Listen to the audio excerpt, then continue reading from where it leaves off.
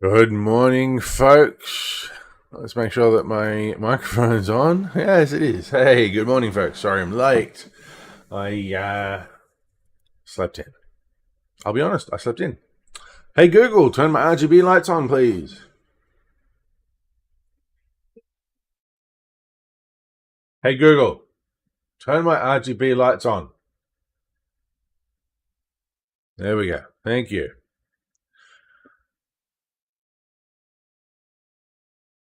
Yep, that's purple. Didn't look purple. There we go. Let's get some more light on. And we don't need the ceiling lights on today. Hey, Google, turn the ceiling lights off. Oh, man, I'm so lazy. I love my Google alerts. Hey, Google, turn my ceiling lights off, please. All right. So, today, Wednesday, whatever, what the hell are we going to do today? I wish I was Eva Cardi because they're supposedly getting the 3.24 patch today. I don't know if it is still on, but I did see that they were going to be going until about 10. Yes, they do have it. We got patch notes too. Testing and feedback. Let's have a look at this together, shall we? Let me make sure I have. G'day, Bears. How you doing, mate? Good morning, good evening, good afternoon. Good morning, good afternoon, and good night. That's what. Yeah, what was that? That was on. What was that? Was that the Truman Show? I've got a feeling that was the Truman Show. Good morning, good evening, good morning, good afternoon, good night. That's like how he signed off on the show. Let me whip up a quick browser source here. A browser. Let's just call it browser. That'll do. Actually, no, I don't want a browser source. I want a Windows source. Remove that. Yes. Add. Window capture. I'm going to capture Discord. Oh, fuck it. We'll go back. Go back to the browser source. I don't know what I'm doing right now. So, add. I can still do window capture. Screw it. The browser would be better. I just woke up. Browser source. Let's just go patch notes. And it's going to be this one here. Okay, so here we go. Spectrum loading up. We'll cover over my face because you guys don't need to see that while we have a look at some patch notes. Screw it. Let's go full screen even. Why is that not full screen? Why won't that go full screen? Okay, well, we'll go like that. That's weird. I don't know why it's doing that. Anyway, so we've got some patch notes going on. We've got 3.24 finally released to Eva Cardi. Hooray! We know it's on the way. It's there. It's on the PTU. We have US only servers. Long-term persistence is enabled. Replication layer enabled. Server recovery enabled. Starting UEC is 15 million. Current build is obviously under an NDA. And that's a standard thing with Eva Cardi builds. They can't. They can discuss what they see. They can't provide any footage or to the ASOP vehicle retrieval system. Streams or anything like that of what they're seeing. So please visit us again. Goodbye. They are. What do we got? Personal testing and feedback. So it's going to shut off at 10 p.m. CDT, which I think is at the end of this stream, roughly 1 p.m. In case they have to take it down sooner.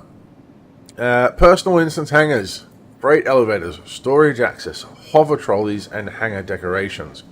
Not ready for testing is the cargo hauling missions, cargo commodity rebalance, and dynamic event blockade runner. Okay, so the cargo hauling missions, that's a bit of a bummer. I was looking forward to those. Hopefully they can get them onto the PTU before they release 3.24, and that they don't push that back to a .x patch, because that would be a bummer. So what have we got? Known issues. It's probably all the standard crap that we get. What do we got? Multi-vehicle PU. Players transitioning from a vehicle transit carriage to instance hangar floor will instead transfer to planet physics grid and fall through the surface. Okay, well that's a bit of a problem. With instance hangars, you're going to fall through the surface. How are you supposed to test instance hangars if you fall through the floor? That could be fun. Storage access. If a player force closes or disconnects while taking out or withdrawing items from storage, the items will be lost that are being withdrawn. 100% reposition. Okay, well, that's fair enough. I mean, if you're in the middle of processing and you Alt F4, you lose your shit. That's your problem. That shouldn't be their problem. That should be a feature, not a bloody known issue. However, if you didn't force close, if you were had a CTD, a crash to the desktop or something like that, then well, that's not your fault. And then that should be able to be something that can be fixed via the recovery system. Attention, emergency staff. So, while we're reading this, I'm just resetting my regen back to area 18. So let's just go. Actually, no, I don't need to do that. I'm just going to go grab into a ship and head out to Route L1, and we're going to do some mining today, since I didn't get my Monday mining session going. There's nothing else really happening on the server at the moment. Now that Xenothreat is finished with, hopefully the server performance is going to be much better. Welcome to the ASOP vehicle retrieval I just system. hope they reset or restarted the servers overnight just to Vehicle help selected. Stand by. Please visit us reset again. things, I guess. Goodbye. So, what else we got? Freight elevators. Frame rate will dramatically drop if players own many items. Okay. Well, I'm screwed because I've got fucking shitloads. Graphics, flashing artifacting when looking in certain directions. Well, that happens at the moment, so that's nothing new. Cannot enter text in chat for app. Mobiglass comms link. Okay, so if you've got F11 open for the comms link, you can't actually enter text in the chat. Well, I don't think anybody really uses F11 to actually chat to people. More to create groups and invite people to parties and see who's online rather than chatting to people. So that's not a very big issue. Retrieving a hull C at locations without a docking port will display unable to handle your request at this time. I have seen that happen in game at the moment. So normally if you've got an unladen hull C, it should be able to spawn in an appropriate sized hangar. It's having conniptions at the moment and doesn't like that. ASOP terminals fade to black when accessed after delivering a vehicle. Okay, well, check your mind. Go get in the vehicle that you've had delivered. Oh, actually, delivered. Right, sorry. So does that mean when you first log in to a fresh patch and things are deliverable rather than being retrieved, you're delivering it to the location so that you can retrieve it? Then that's a problem.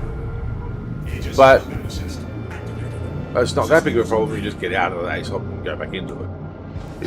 Yeah, there's a workaround. AI are missing inside of Korea, only outside guard AI spawn. Haha! We can reset our jail terms quite easily then. No, not jail terms, crime stats. So, Harbinger, you've got an easy out. Don't go to jail, just go to Korea on the PTU. They won't try and attack you because they're not there. Players cannot hear other players through the audio channel. Who cares? Get onto Discord. Turrets can get stuck firing nowhere near their target. Well, that's a bit of an issue. Yeah. That needs to be fixed. Hostility not being wiped by QT. Okay. Not a big problem, but a pain in the butt. AI do not move after spawning. Spawn closets. They don't move after spawning. Okay, so that'll make bunkers a bit hard to do. Wrong button. I don't want that button. I am trying to get myself out of Pyro at the moment to get over to Crew L1. Let's see if I can search for that quickly. Ambitious Dream Station route. Let's go. What else have we got? Unable to activate EMP. I've never even tried or attempted to do an EMP. Main reason for that, I guess, is that I don't know how to. I don't have an interest in it because it's generally used in your pirating gameplay, and that's just not what I. I've got no issue. I've said it before. I've got no issues with the pirating gameplay. It's not for me, and I've just realised that you guys can't see what I'm doing. So, how am I supposed to actually show this in a browser? Okay, maybe it's just a static browser. I think so. Browser, go away. You're useless to me. You don't work. You don't do what I want you to do. So let's go back to the window capture, and let's just call this Edge. And it is going to be Edge. There we go. Okay, so at least now you guys can see what the hell I'm going on about. Let's go full screen. There we go. Okay, so we're just going over the known issues at the moment. Let's make that a bit bigger. And can I hide my doodad? I don't know if I can hide the things. I can't even make it smaller. Anyway, it doesn't matter. So where were we up to? Unable to activate. Ship warning alert text is very small and can be difficult to read. Okay, that's going to be hard because I have contacts. Sometimes weapons fail to reload if reloaded from backpack. Yep, that's an issue. Weapons reload invisible magazines when reloading from backpack. That's been around before. Unable to use plotted route to planet side location while in planet orbit. Okay, that's a problem. So if you're just like at an orbital marker, you can't then route yourself down to a bunker.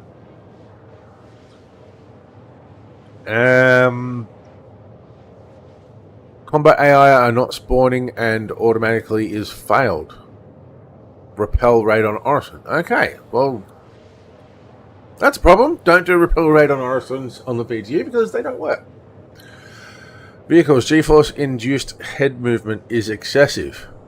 Okay, that could get problematic for people with epilepsy, maybe? Epilepsy warning on that? Various parts of Area 18 Central can't be routed to via Mobiglass map based on player location. Okay, so I haven't even played around with the mini-map routing. Actually, it's not even on the mini-map routing, but it's the Area 18. It's the location-based routing. I've only done interlocation routing myself, not within a location. So, not an issue for me. Features and gameplay. Gameplay 3.24 fundamentally changes how players interact and organize their belongings, from cargo to items to ships. Freight elevators will introduce a new mechanic for retrieving and storing larger items at various locations. Hangars will now be instanced, and in case of personal hangars, persist everything within them.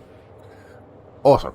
So that's something that I wanted to confirm, because I want to be able to put down like some crates and store my quick FPS gear that I want to grab and not have to go and retrieve it from the freight elevator every time I want to go out and grab a set of FPS gear. So that's pretty cool. Ships are now spawned via the ship elevator, and item banks now replace them the omnipresent local inventory. Okay, cool. So no more local inventory. Do they have that sorted out at places like Rappel?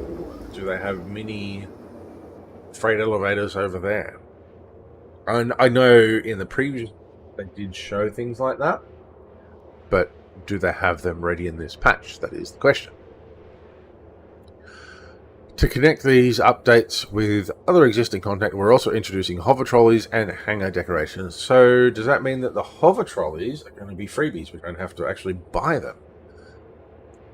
Are we limited to only one per hangar? Do we have to rent them in our hangar? Maybe we'll find out on the next Star Citizen Live, where they do the... I'm pretty sure it's a 3.24 related Q&A.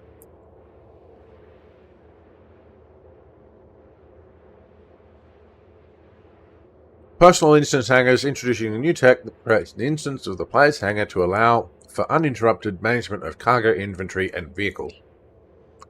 Personal hangars are found at the player's home location and allow for customization and organization of the hangar interior. All hangar types are instanced.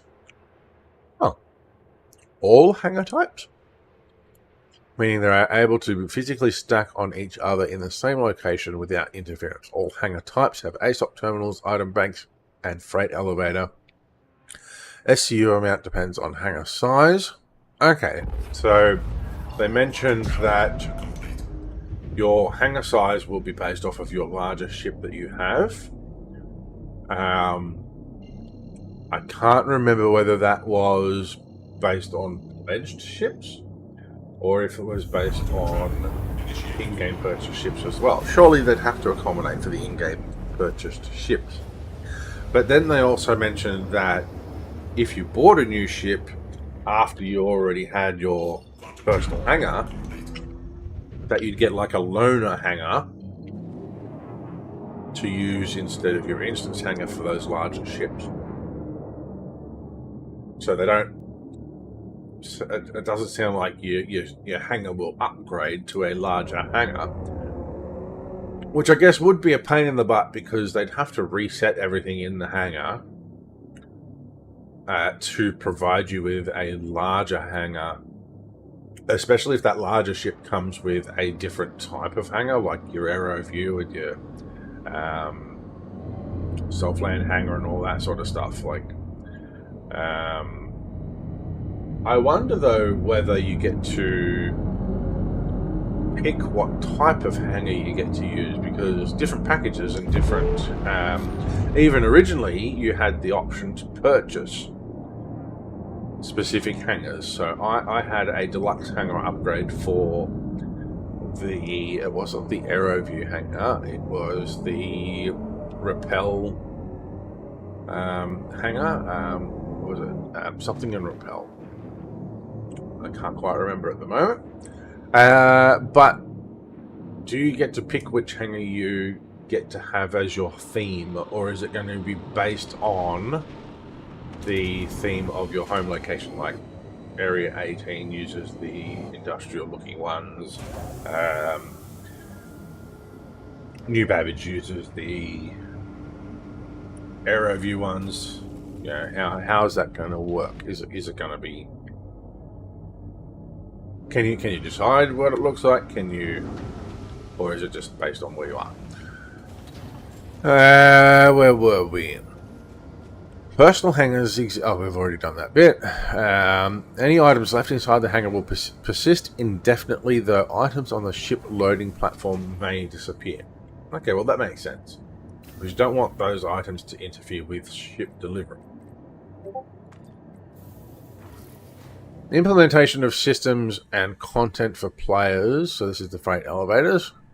To physically load and unload cargo to and from their ships by conveying cargo to and from hangars, landing pads, garages, and docking hollows. For the new cargo flow, we will be storing cargo in the local player inventory and allow them to use the freight elevator in their hangar to access their inventory physically.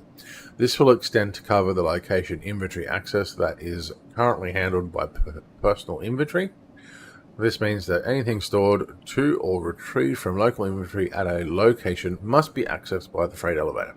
Furthermore, we will remove the invisible player inventories for vehicles in favor of using physicalized inventory inside the ship. All ships will have at least some small personal inventory that the player can put personal items for easy access. Additionally, we'll be adding physicalized inventory containers available for purchase that players can use to store and haul larger items in the cargo hold. The freight elevator kiosk will have added functionality for inventory management, including sub-inventories like these boxes, so players can move things around and recall it for manual transfer on and off their ships. So that sounds like you'll be able to allocate a bunch of ammo and supplies that you want to take out for the day for your adventures into a crate that you can then retrieve out of the hangar and then put that crate into your ship rather than having to put each individual item into your ship. So that's pretty cool. So a bit of inventory management to start with, which you pretty much need to do anyway at the moment, where you basically just throw everything in the inventory. Hey, Mr. Revenge, how you doing, mate? Vehicle select. Your vehicle has been... Just going through the 3.24 patch notes, and then we're going to go do some mining. I've just arrived at Ambitious Dream Station, where I am getting myself geared up, ready to go out and do some stuff and things. So, I'm just getting dressed, basically. Have I got everything filled out in my outfit? Yes, I do. Pretty much, yeah. Except for the first half that you missed. Which is basically just the bugs and stuff. And known issues, and just the summary. So, we are now up to... actually, let's go. I'm just going to go get into my hangar. Players can find freight elevators in personal and staging hangars as well as outposts and scrapyards. Okay, cool. So that answered a question I had earlier. Players can interact with a freight elevator kiosk, a FEC. Okay, why did they have to actually put an acronym on that? To load items onto the elevator platform, players can put items on a freight elevator platform and then interact with the kiosk to store items to their warehouse. Players can see information about mission-relevant items when storing and retrieving them from freight elevator kiosk.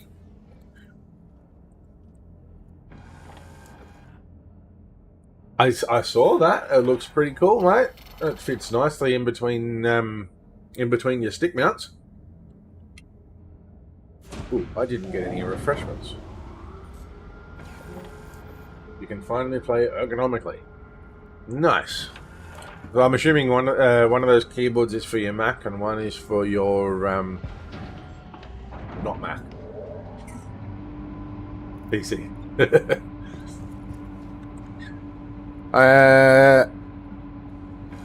66 bucks. That's not bad.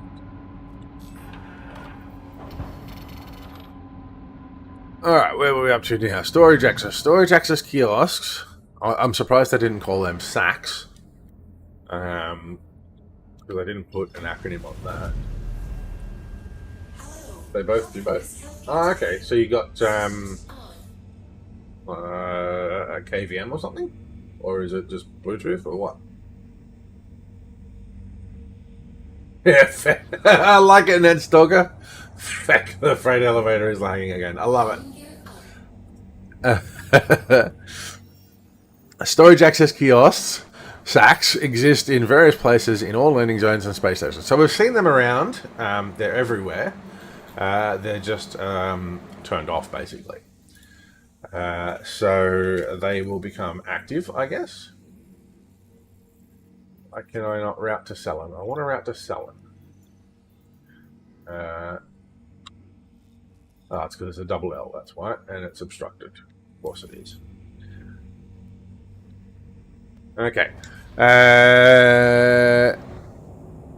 These kiosks replace the old local inventory. Using these kiosks, players can store and retrieve FPS items via the storage access UI. Hover trolleys. Players can purchase hover trolleys at cargo decks in space stations and dumpers depot in landing zones. These can be retrieved and stored via freight elevators. These new hover trolleys can navigate much rougher terrain than wheeled trolleys. Okay, cool. So that answers the question as to no problems, Bear. All I'm doing is reading the patch notes, mate, for the 3.24 Eva Cardi build that's on PTU right now. So hopefully things go swell for them, and it becomes available to us plebs in the very near future. Hopefully before the end of the week would be nice. So I am just getting myself routed to Cellin to go do some mining while reading the patch notes.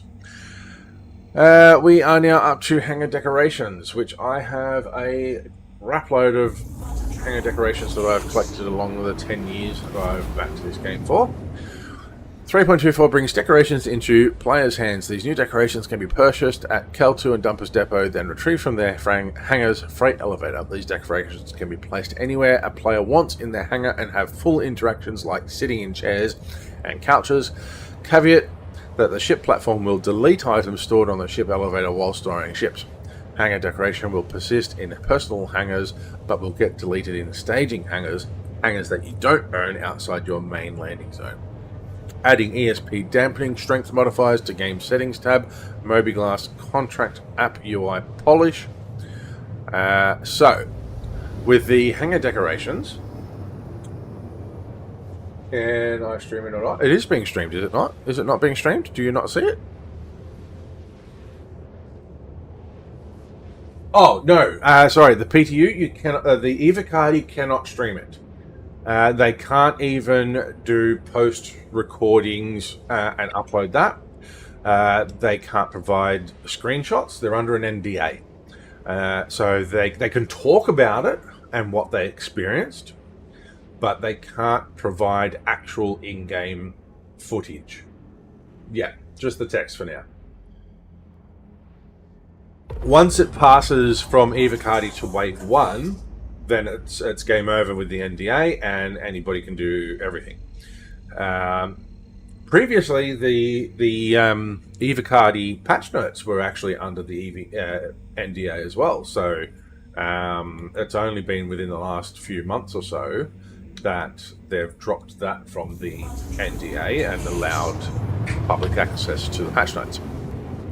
Last thing we have here are ships and vehicles. Made further minor flight controller tuning changes to most ships for afterburner and SCM speeds. Increased RSI Mantis engine attachment health. Reduced RSI Mantis emissions. That seems fair enough. And greatly increased the health on all ship gimbal sizes.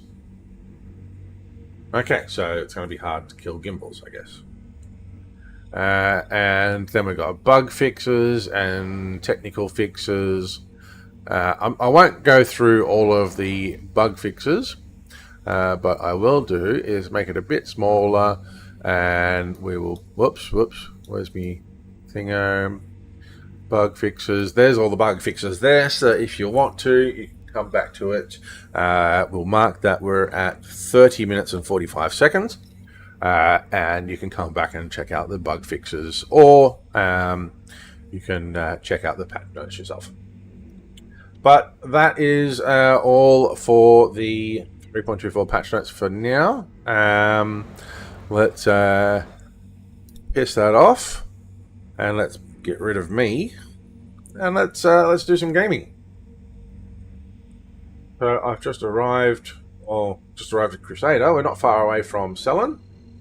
Go do some mining today. As I said, I missed out on the mining session on Monday because I had a sick 2-year-old home from daycare that I had to, as I tell my dad, I had to babysit his grandchildren. But it was a nice night. We had some cuddles on the couch, and we watched lots of tractor videos on YouTube. So anybody that has tractor videos on YouTube, you can thank me for your extra hours there, because we watched a good amount of hours. Okay, so I finally, last night, got Xeno Threat finished. I got onto a server, got onto many servers. Just going to pick a random location down here to go moon mining. And the servers were absolutely dog shit last night. Just about every server I got in, there was problems. I got stuck in elevators trying to get to my hangar. Doors wouldn't open. The panels wouldn't be interactable. I couldn't even go back to the lobby and get out of them. I was literally stuck in an elevator, like an episode of frickin' Chicago Fire or 911 or something like that. And then there was much lag at the Idris final battle locations. Ships were darting all over the place. They were rubber banding. They were, what do you call it, desyncing everywhere. Yeah, the servers were absolutely shit. Tractors are kind of amazing though. What tractors specifically are you talking about there? Are you talking about the trolleys for 3.24 or like tractor beams? Which tractors? Sorry, bears.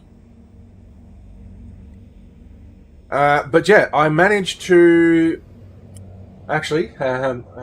He's not on Harbinger. I managed to find. I got a server that was performing half decently. Might help if I get into mining mode. Where is... I need to get some shards going for Game Glass. What's going on here? I've got nothing open, nothing prepared. I don't need the boys' cameras on.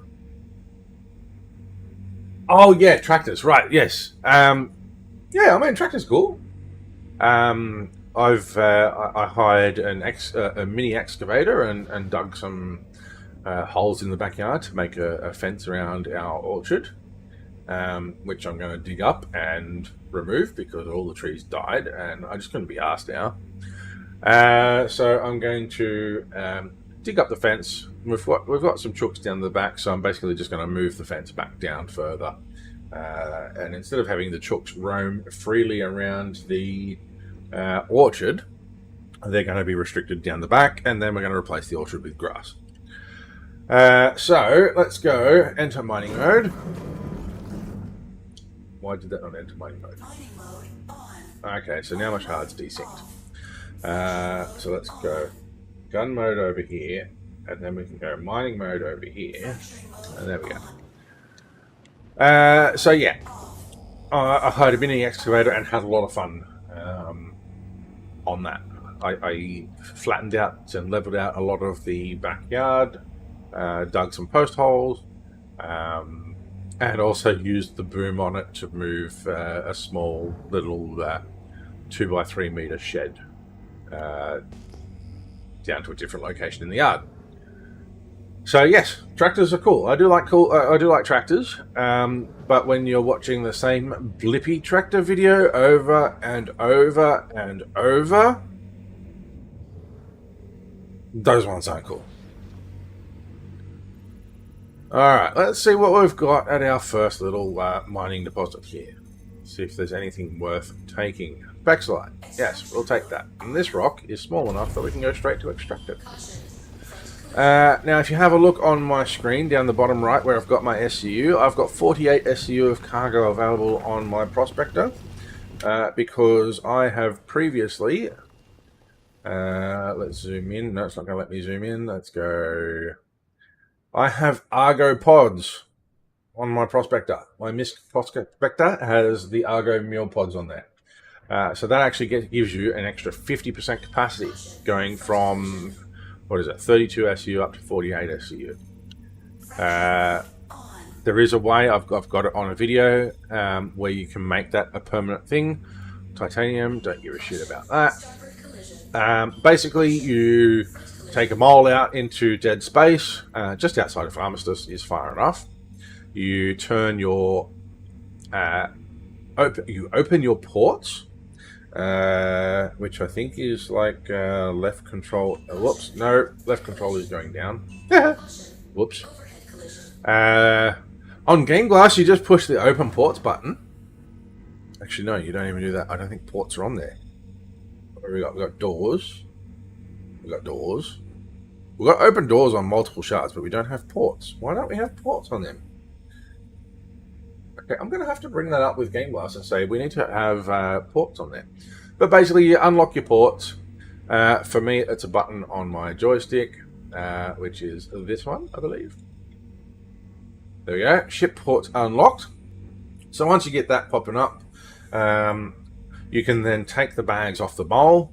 You can take the bags off the prospector, and you just tractor beam the bags from the mole onto the prospector.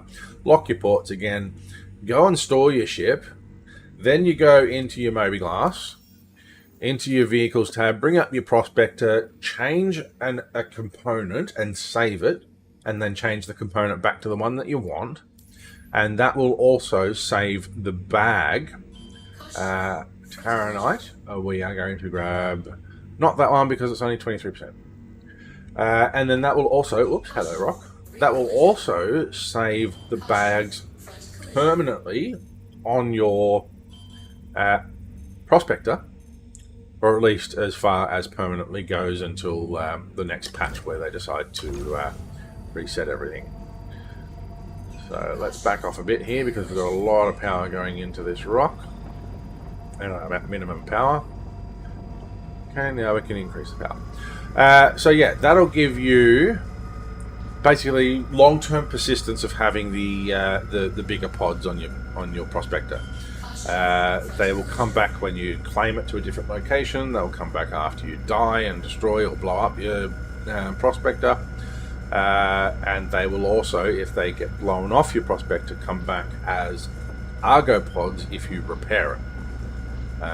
And you've lost your pods completely. So that's a great little tip for anybody that likes mining. If you don't have a mole, find a friend that's got one. I've got one. I can be your friend. And just, yeah, take it out just outside of Armistice, take your prospector outside of Armistice and swap it over. And because the mole has 8 bags on it and the prospector only has 4, you can outfit 2 prospectors off of 1 mole.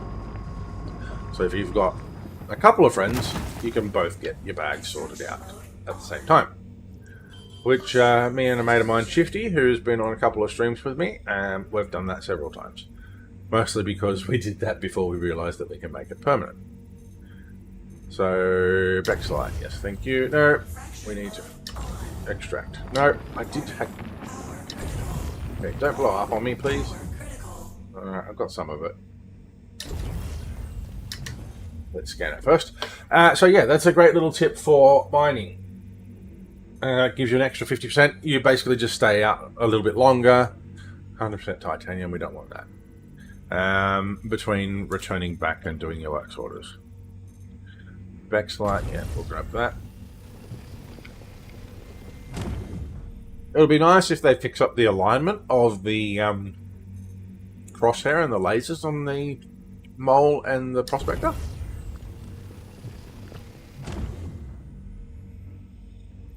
You kind of have to...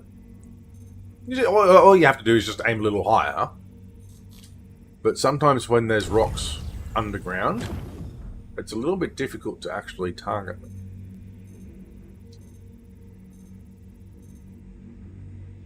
And we're drifting a bit. Doesn't help.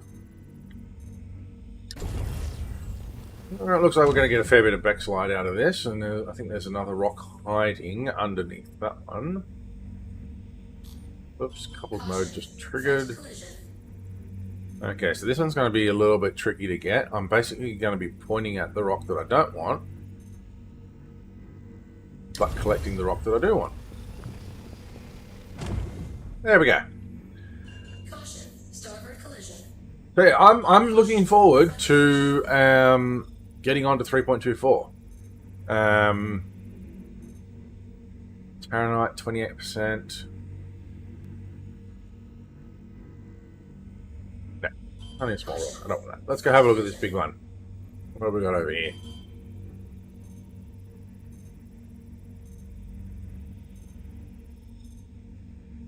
.35% Taranite. That's better. So yeah, very much looking forward to the instance hangers. As soon as it's released to Wave 1, I will be streaming pretty much every day and night.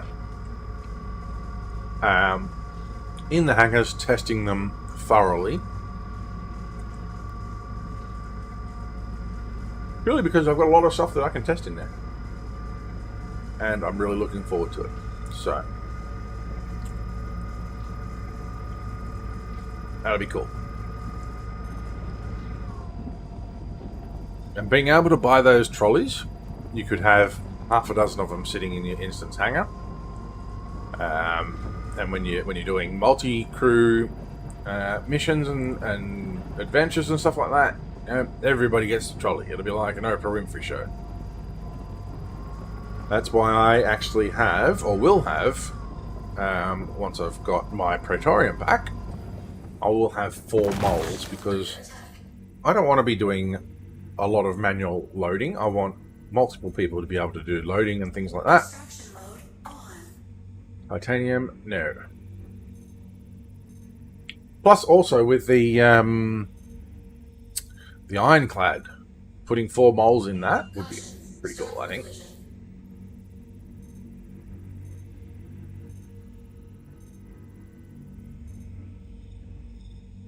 So we've got a lot of titanium on a few of these rocks, which means that a few of them should have a fair bit of taronite.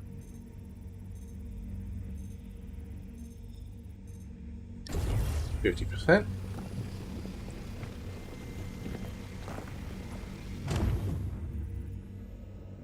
So for anybody that's wondering, the reason why I'm picking things that have got a higher percentage of Bexelite on them is because it's worth a lot more than... Oh, sorry, not Bexelite. Taronite is on this one. It's worth a lot more than the... It's classed as a tier 1 ore. So you've got Bexelite, Taronite, and gold are your tier 1 ores. And then you've got your Quantanium, which is even... It's like tier S. I don't even know what tier S stands for. But basically... Those are what you're wanting to get to be able to get as much profit as you can. So you don't want to waste time extracting stuff that is of little value. Okay, I think there's one more rock that I haven't scanned that's over the back here. Over the back and under the ground. So you want to take as much valuable stuff as you can back to the refinery to give you the biggest profit that you can get. Alright, so that's that cluster done. So let's go into flight mode. Set flight mode, please. Thank you. And let's go scanning for another location. 6K's over there. Is my SCM limiter not going up? There we go.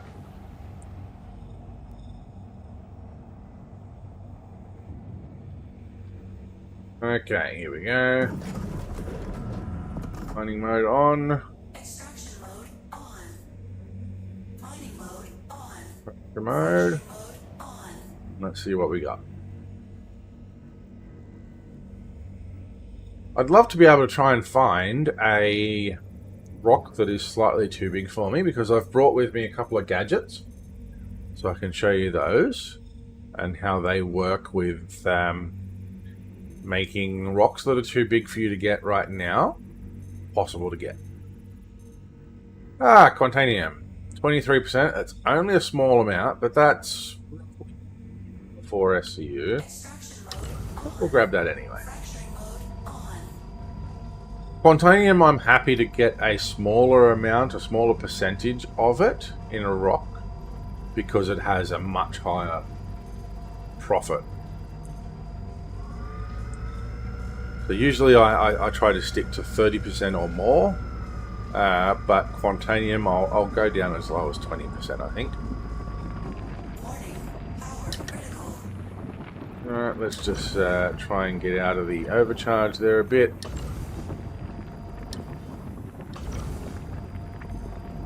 Yeah.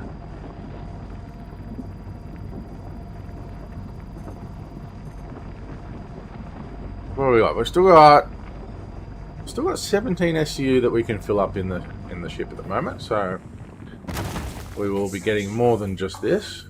But once we start collecting this Quantanium, I've got a 25-minute timer to get the ship stored before the Quantanium will become volatile and blow my ship up. Caution. Front collision. So there we go. Our timer has started. It's actually 24 minutes and 40 seconds. But that's plenty of time.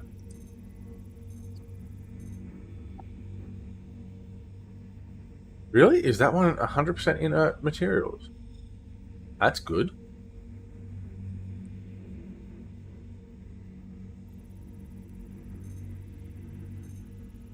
Scan.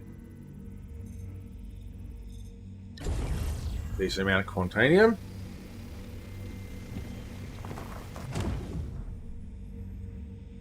Oh yeah, sorry, Bez. We do watch like farming tractor videos as well, but quite often it's Blippi. Anything tractor related, the kids love. They love excavators as well, but it's quite often like my 2-year-old is like another. I want to watch another tractor video. I want to watch another tractor video, or it's a Blippi tractors. Even if it's just like Blippi does have a couple of videos where he actually rides on tractors and they're real farm tractors that he operates and shows off and all that sort of stuff. Now where the hell is this? There's a rock that is saying it's underground. Oh, that's bright. Surely there's part of it that is exposed somewhere. Gotta find it.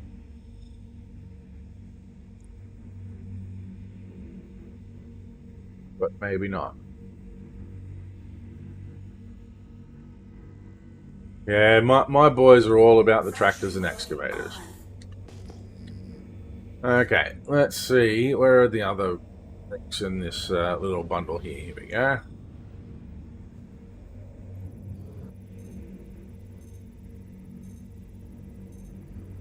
$7K, we'll be able to easily get that. Except it's got a bunch of crap. I think this one we already scanned. Yes, we did. And we've got another one over here. Ooh, 11,000. That's a nice size. Except it's got crap.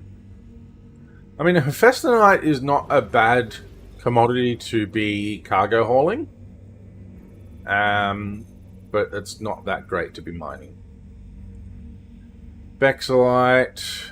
That's a decent amount of Bexolite. That should probably actually fill us up. So I might just grab this as, even though it's only a small amount, I'll grab this as the last little bit to fill up this load and get it back and then come back out and find something else.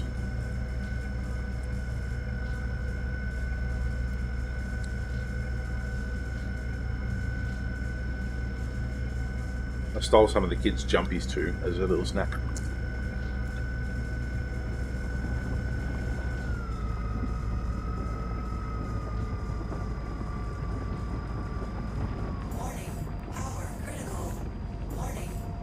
Get out of the overcharge, please. Thank you.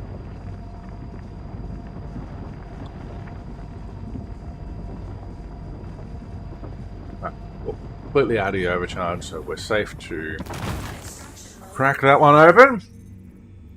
Let's start with this rock that flew over here. So I want to make sure I get as much of the Bexolite as I can, because this was a large rock and it will fill us up. So I want to get the highest percentage of Bexolite that I can to make it the best. Give me the best opportunity to make money. Right, that one's inert. Excellent. 15% Bexlite, we can do better than that.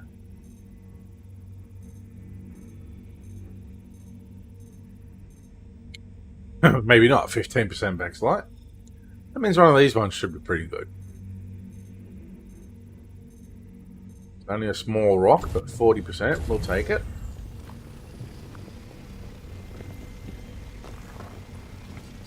IVSU, will it fill us? Yeah, it filled us. So now we can bugger off. Quantum mode. Just get ourselves out of Atmo so that we can then set a route back to Ambitious Stream Station. And we will head off and go and create a works order. Oops.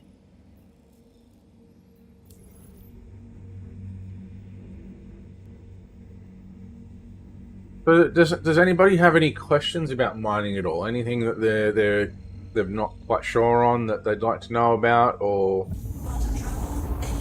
anything really? Any questions at all regarding me, my stream, anything Star Citizen that I might be able to help you with? I'm happy to help out wherever I can. That's why I've got some guides out there. I'm going to start working on a salvage guide because I don't have a salvage guide. So I'm going to whip out the Vulture. Probably not tomorrow. Maybe over the weekend. Let's see if I can get a Vulture guide up for next week.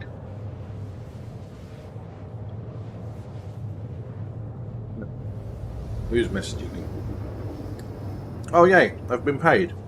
Woohoo! Payday!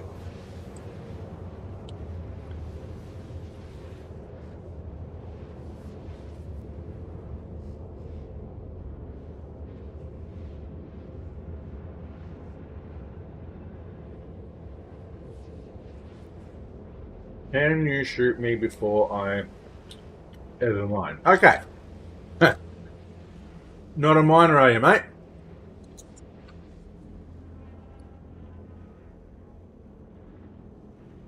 And that's with an ER, not an OR.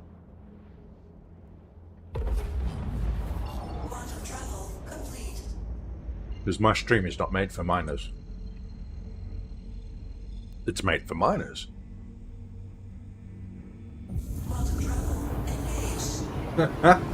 What have you got against mining? It is relaxing. It is cathartic. And it is profitable. Quantum travel complete. I can easily make a million a day. Never played Eve, so I can't sympathize with you there. Sorry, mate. Never got into Eve. I heard about it. I think it was pretty popular around my WoW days, which I played for probably a good 14 years.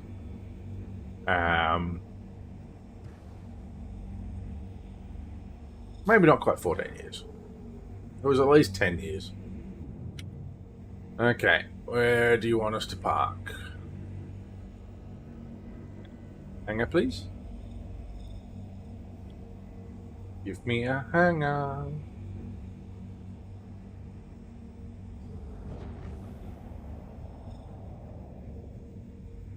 Down there. Hangar one. Thank you. So yeah, from about 2006 through till about 2018, maybe. Pretty much all I played was WoW.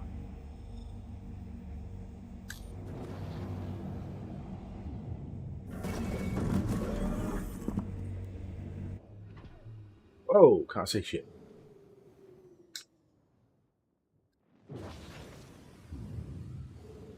Let's come in for a nice little skid land.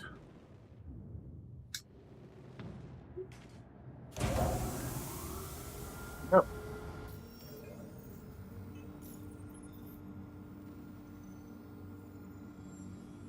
I hit the deck a few times out at Selland, so I got a little bit of a repair bill.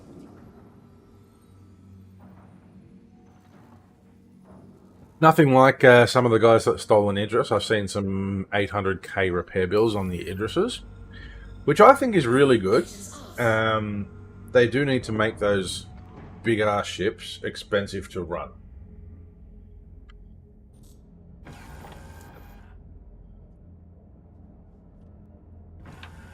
Holy crap, 300 grand battle?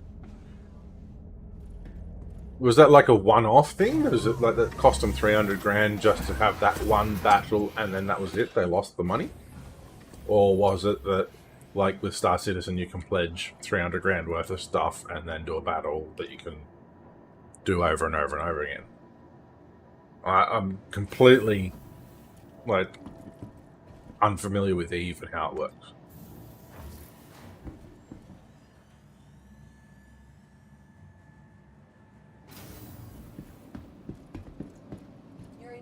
Welcome to the ASOP Vehicle Retrieval System. Goodbye. Because I guess technically with Star Citizen, if they ever get server meshing like maxed out, we could have a $700 million battle. Welcome to the ASOP Vehicle It was Retrieval more than 300k. You were there, nice. Tell me more about it. Like what the Battle of B2? Why was it? Why did they spend 300,000 on it? And was it like 300 grand just for that battle and that battle alone that you couldn't then use stuff for other things? There were over 600,000. Oh, 6,000 players. Okay, I was going to say 600,000. Holy hell, that's a lot of players. And I'm assuming this was a pre-organized event, was it? Super Capitals, okay.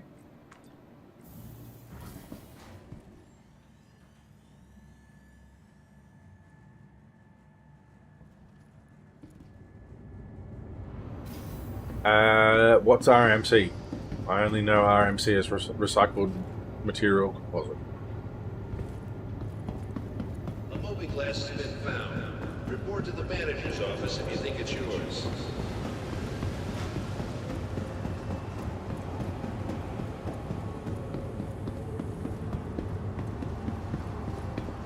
Okay, so once you lose your ship, you lose your ship. Dead, done, gone. Welcome back. Alright, let's have a look. Something I always do is I like to just have a sticky beak at what my raw value of my ore is on board. So 90,000, so that's a good amount of ore for a quick little trip. Real life money, oh hell yes. Okay. Oh, I've got a completed works order here as well. All right? I will get that later today. So let's go. Prospector, set up a works order. I'm going to go fair and exchange so that I can pick this up later today, potentially. Bexelite, Quantanium, Titanium, Taranite, Aluminium, get a quote. So that would be 13.5 hours. That's going to be at like 1 a.m. in the morning. That's fine. I might be up then.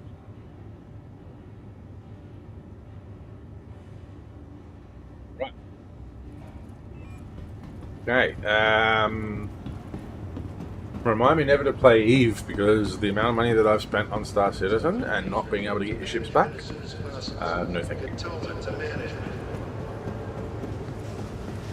So just like you, shoot me before I ever play EVE.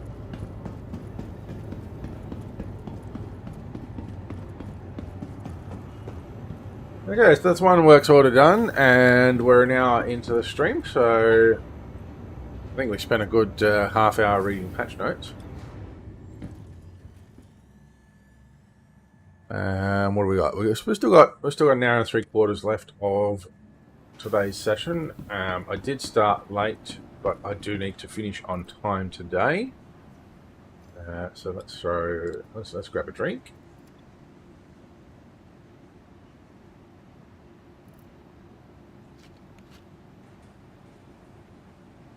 Hello, puppy. Oh, the freaking nuts, you mongrel. Get out of here. Freaking dog just tried to scratch my crop.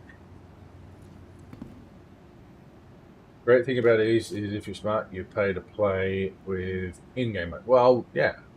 You pay your monthly IRL money sub with in-game money. Okay, so that's something similar to what WoW ended up bringing out. You can buy game tokens with your in-game money. And potentially actually play for free.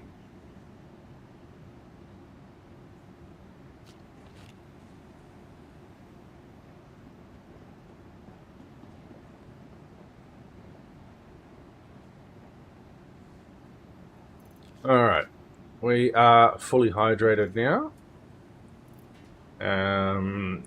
Because I don't like having 1% less health, I'm going to use a med pen. Put that one back as well. Put it down. Okay, let's go. Let's go back out mining.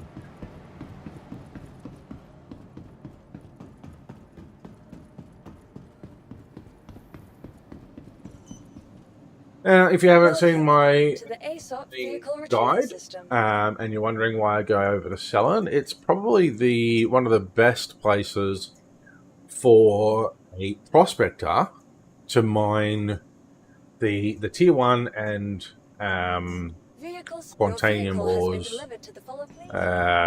without the rocks being too small or too large for the prospector to handle. So that's why I go out to Cellin. The amount of ore and the size of the rocks are very appropriate for a prospector. You can find rocks that are well and truly too large for the prospector that even need multiple moles to mine.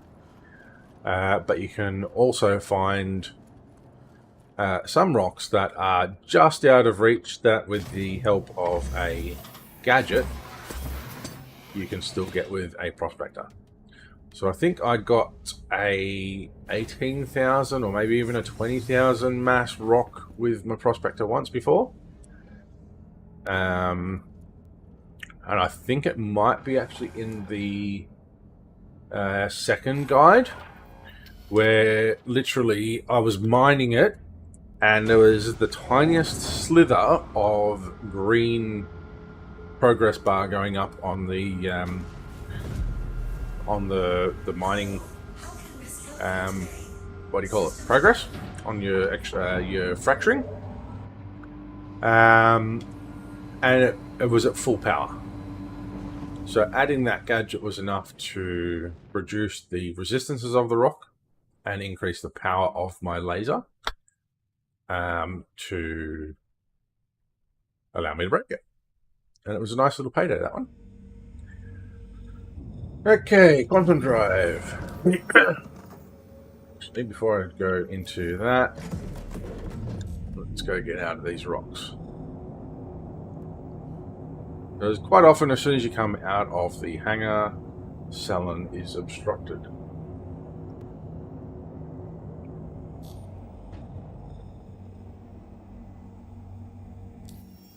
There we go.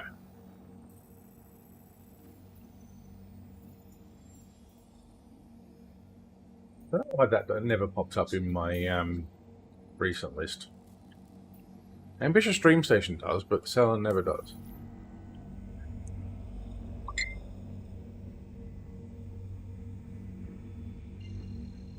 Sada, somebody else is messaging me. It's the family chat. Don't need to worry about that right now. Stop pushing a button.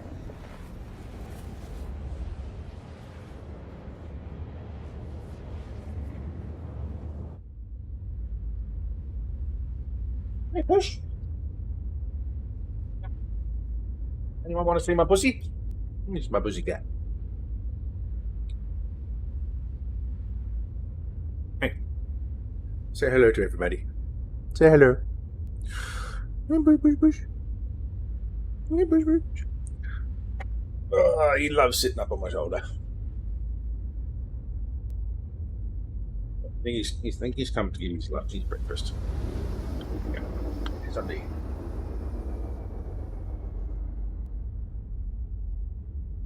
TMI, Mr. Revenge, I don't need to know about your bowel movement.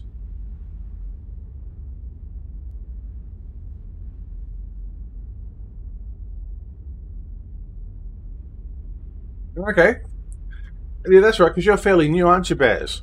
The good thing about mining compared to cargo is you can rent a prospector for a day, and you can also then basically pay for that rental on your first load, and then everything after that is profit. So if you are interested in giving that a go, and you don't own a prospector, go and rent one.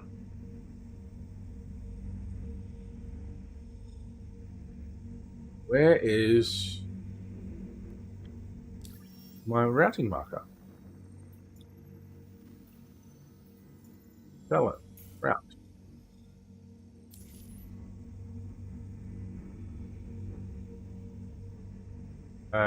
It's because I'm not in nav mode. What? How did I get out of nav mode?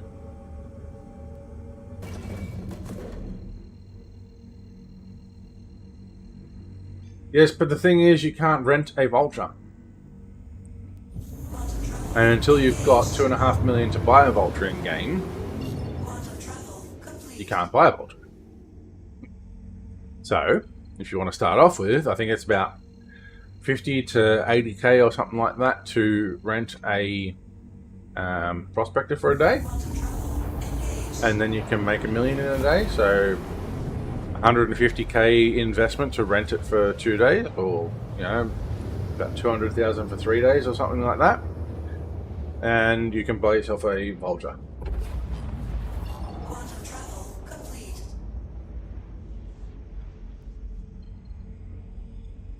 So until you can get your vulture, rent a prospector.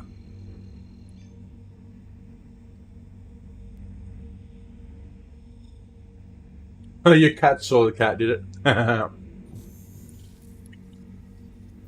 Well, that is my my kitty cat, my Theon, because he's got no balls.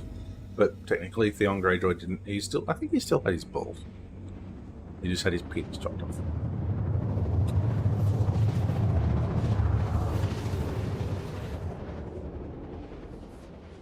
Oh, they heard me. Oh, when I went meow. Right, okay.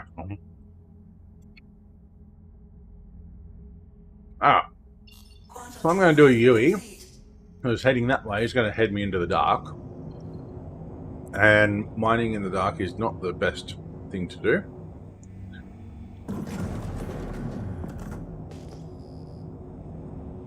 Let's go find ourselves some rocks.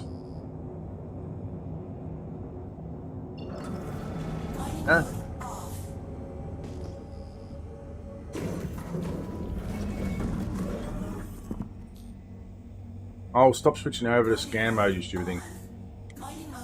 Keep forgetting to use my modifier. Alright. Oh, wow. 2, 4, 6, 7 rocks in this cluster. Let's have a look at what we got.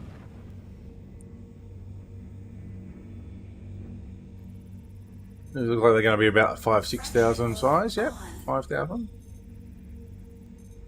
Oh, hey, Quantanium. Yeah.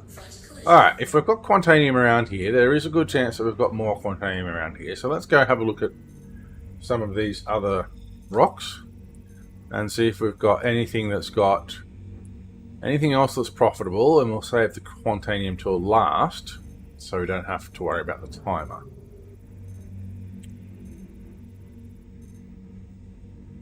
Aluminium.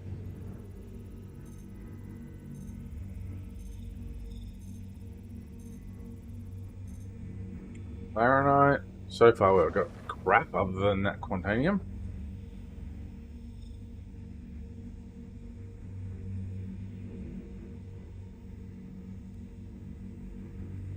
Come on, what is it?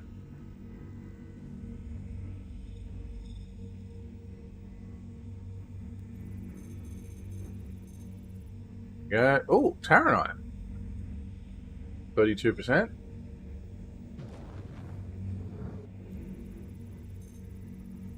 Actually, no. Yeah, Terranite's good. I keep getting Terranite and Laranite mixed up as to which one's the good one.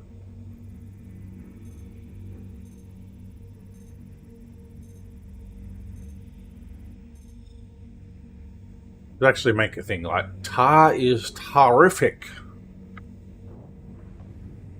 But we go for that. So let's get okay. So this one's saying that it's impossible. But what can we get at full power? Do we get a sliver of charge? Doesn't look like it. Basically, if you're in Evocati, which is the very first wave of public testing, that's you know, you can only be invited into the Evocati group, I guess.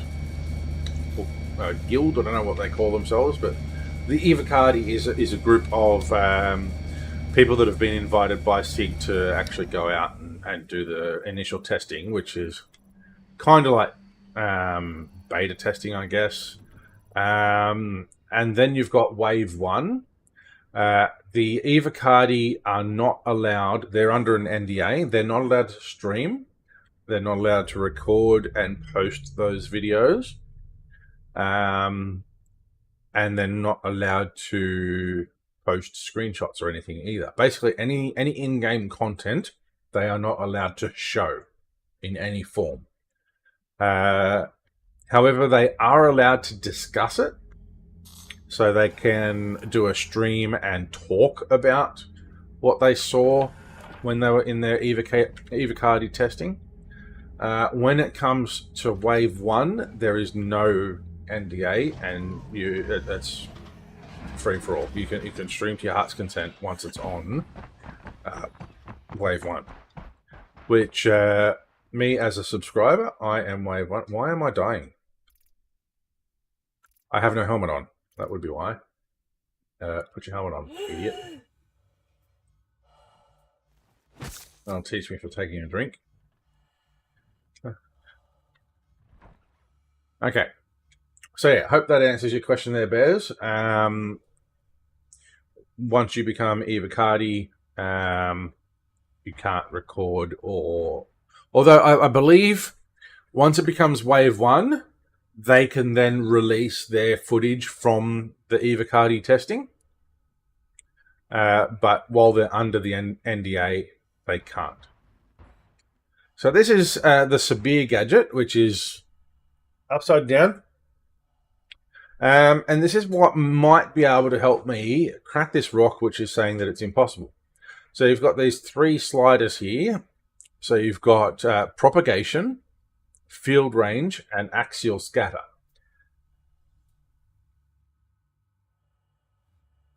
Yes, there's 2 levels of subscription in Star Citizen. $10 a month and $20 a month. That's your Centurion and something else. So I pay the $20 a month to subscribe to Star Citizen, and every month you get some freebies. Last month we got a couple of hazard suits, so they were clothing. I think they were classed as clothing. That basically just looked like some biohazard suits, a couple of different color schemes of them, and then a third. So we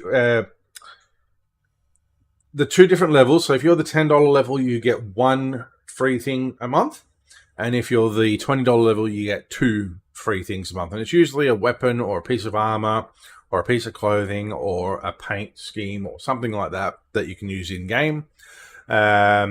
You also get access to the ships of the month. So there'll be 2 ships of the month. The $10 subscription gets you access to 1 of those ships. The $20 subscription gets you access to 2 of those ships. So you've got access to those in your ASOP for a month that you can use. And that costs you nothing other than your subscription. And then you've also got usually a third item that you can purchase in the subscriber-only store that you know, if you're a subscriber, you can buy. But if you don't have a subscription, you can't buy it unless you buy it from the green market. So this little device here, basically all we need to do is move these sliders along to try and make this green and red gradient waveform match the waveform of the grey one. So we move the sliders around to get it to the same height, and so height and position. So we want it to be maybe something like, so we want it to go over 90%, so that's currently at 85%. And then this activation button will then become available.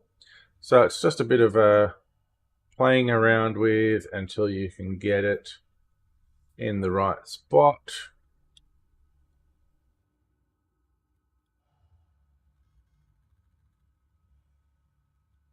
I'm moving that one all the way over, that one that way, back to 85%.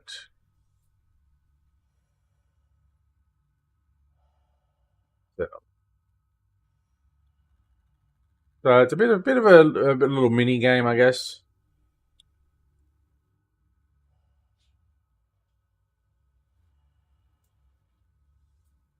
To get this all matched up and lined up. You can just sort of try and randomize. Oh, here we go. 86, 88, 90%. That'll do. We've got the activate button, so we can now activate that. So what that does is it's going to increase the instability of the rock by 15%.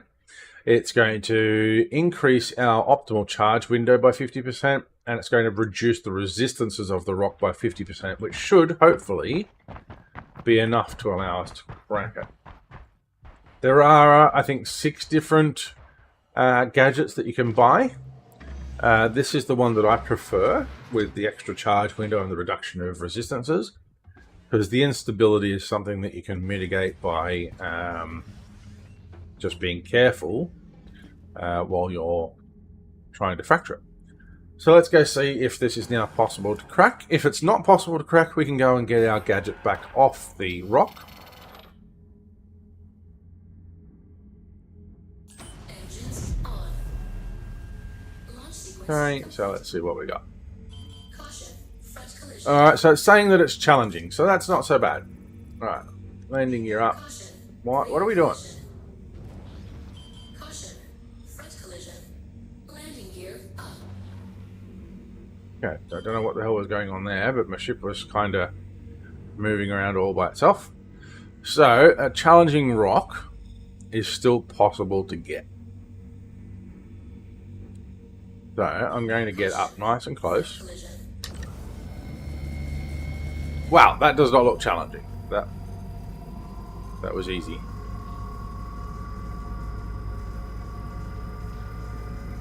I think it's probably saying that it's challenging because the instability is so high.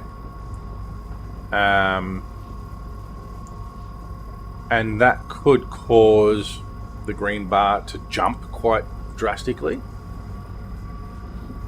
But if we just be careful with it and just go up by like 8% at a time, we're okay.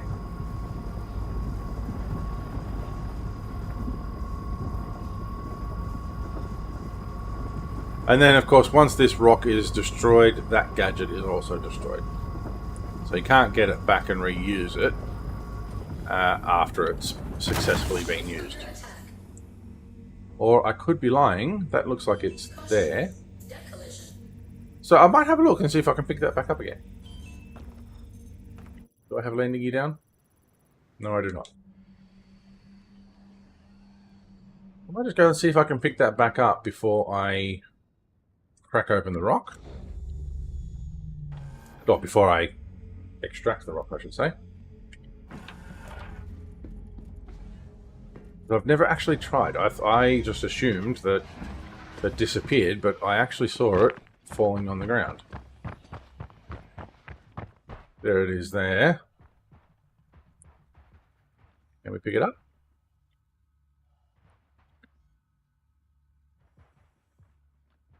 Oh, sorry. Quick. Okay, so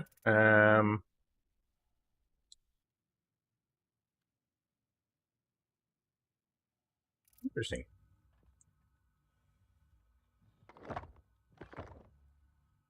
There it is there. So if we just tell it to detach, no. Let's go see if we can attach it. I don't know, it may be that it's already been used and can't be used again, but I don't know. Let's just throw it in the backpack. And we'll try it again later.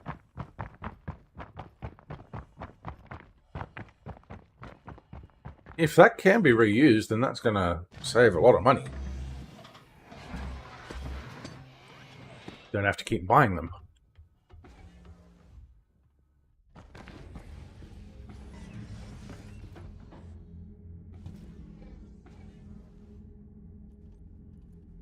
And it probably wouldn't let me attach it to that rock because I think that's part of the rocks that I've just fractured. So.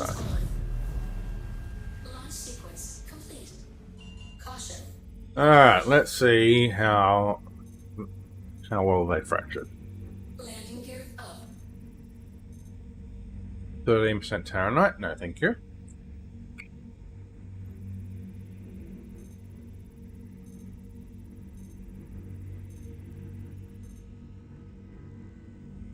Not at all. So is that? That's a different ring.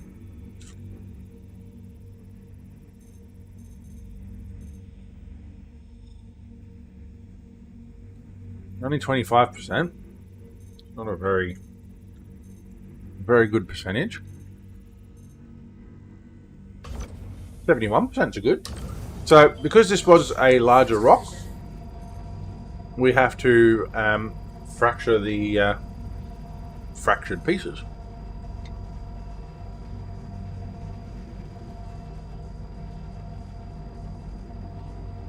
I'm gonna have to back off because we're a bit close here, even at minimum power.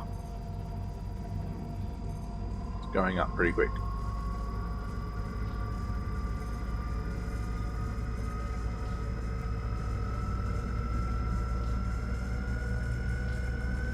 Come on, up you go.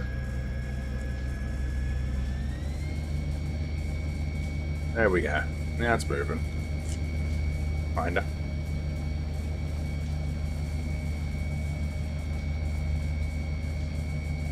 And the good thing is with the gadgets is once they've been used to break that initial rock, the benefits as well as the negatives that you get from using those gadgets are no longer in effect. Power critical. Warning.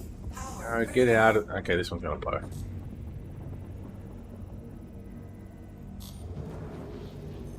Alright, cool. We took no damage, but we probably lost a couple of pieces of the rock. But not the end of the world.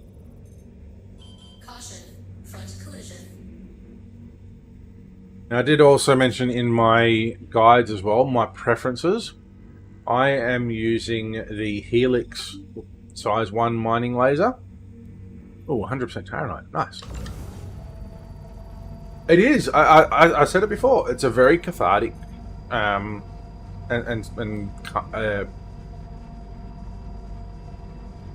yeah, basically soothing. It's a very calming and cathartic game loop.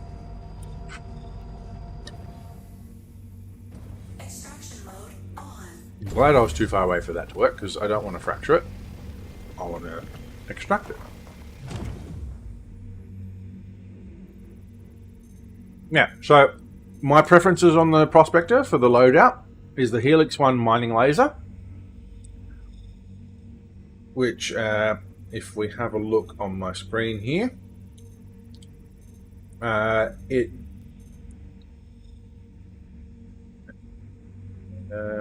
so that's extraction. So if we swap back over to... Fracturing mode on. Here we are. To fracture mode. The Helix 1 mining laser reduces our fracture power by 5%. No, that's not right.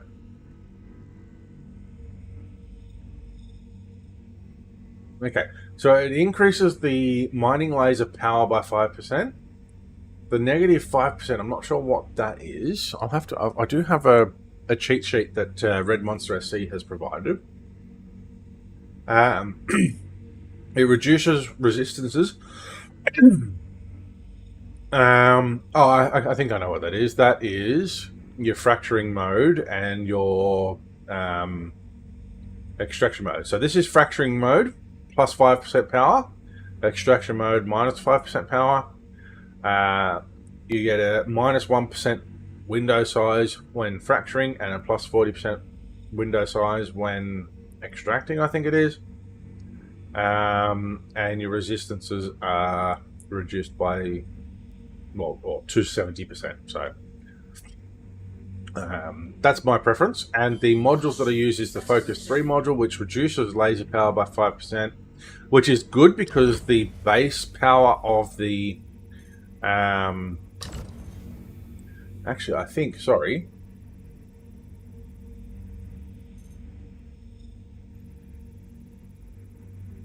Okay, reading this wrong.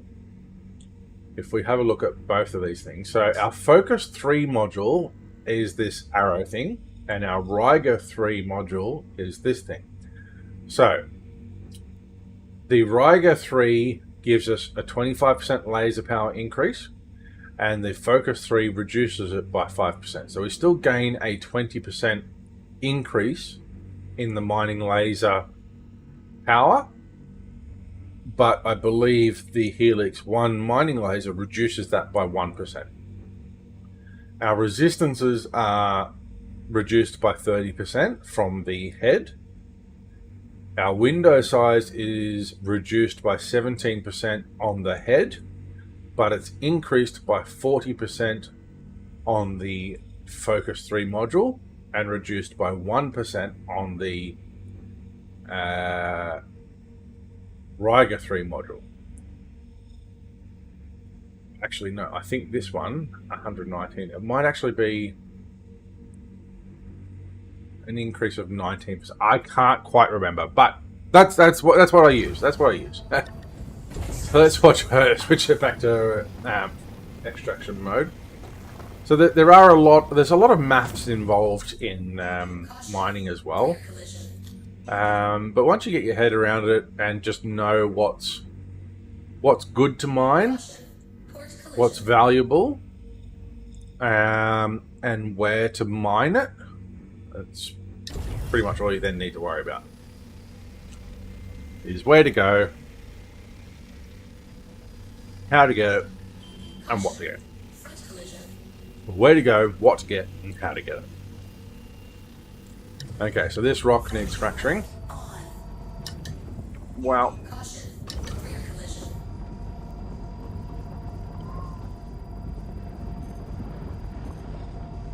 Get a little bit closer. So you can use your distance from the rock to increase and reduce the power, as well as increasing and reducing the power.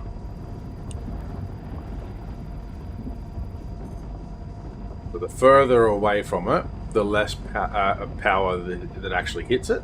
The closer you get to it, the more power that hits it. If that makes sense.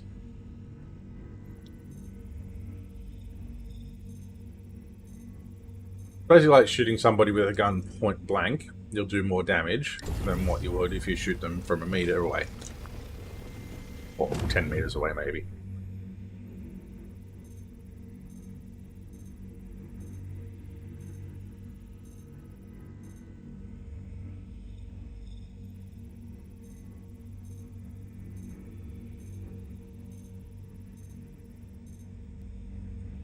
Okay. So that... Oh, hang on, we've got a rock over here we haven't scanned.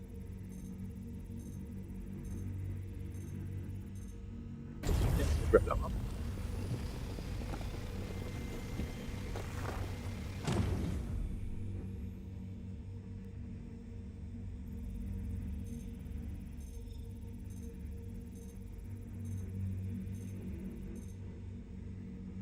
Okay, 73% Terra. So because this one is highlighted yellow, it still needs to be fractured.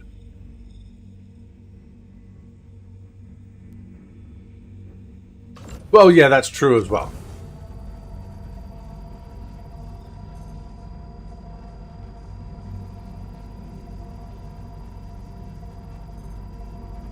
But if we're just talking about, like, raw basics, like, the closer you are to something, generally, the more damage you're going to do to it. Front collision.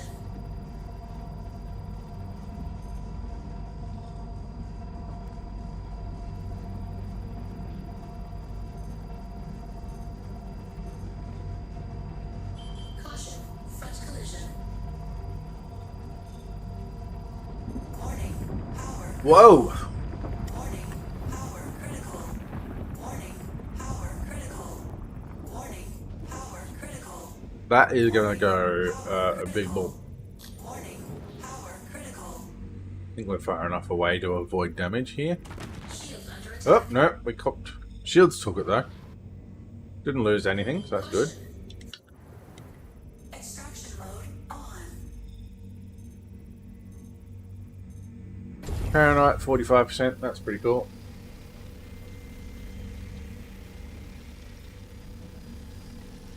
Caution. Front collision. Why is it not taking it? Fracturing mode on. Extraction Will be mode fractured. on. There we go.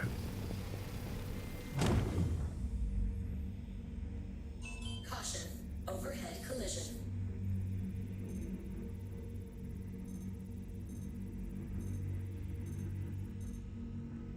Well, that's a good amount of Terranites. 83%.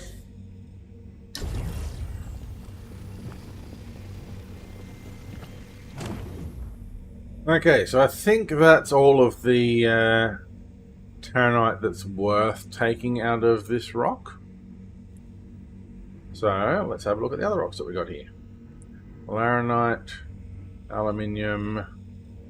We did have a Quantanium rock, which I think is this one here.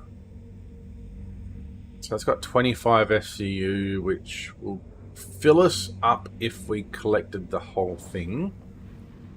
But do we have any other rocks that we haven't scanned here yet? No. So let's go for the Quantanium then. If it doesn't fill us up, we'll probably just grab whatever we can from around here and take it back to get a works order going.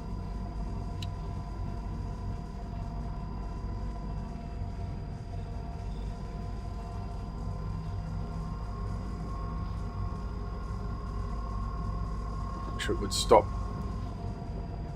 drifting a bit.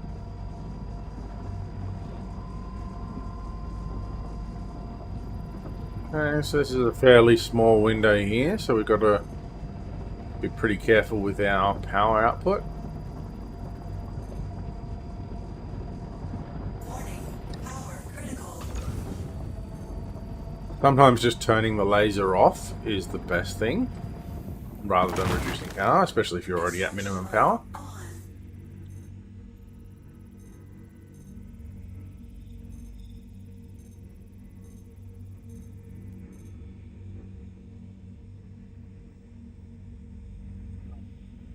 See if we can find some bigger chunks of Quantanium.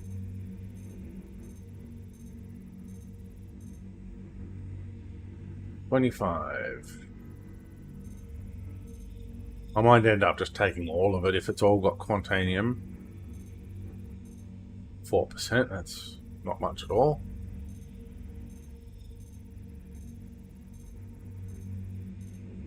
%, yep, we'll take that.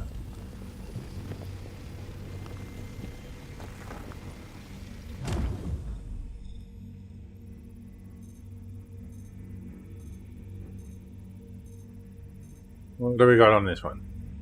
35%? 36% almost, yep. That's worth it.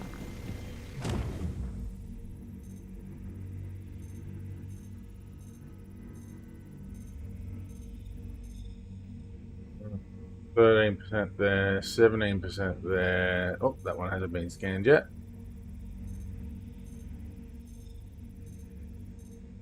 $33. Oops, that was the wrong piece. Doesn't matter. So I'm just going to soak up all of this Quantanium now. We'll fill us up. If it doesn't quite fill us up, I'll go get some more of that Taranite that was over at the last rock that we broke up. Just to get a full load, and then we'll head back to Crew L1.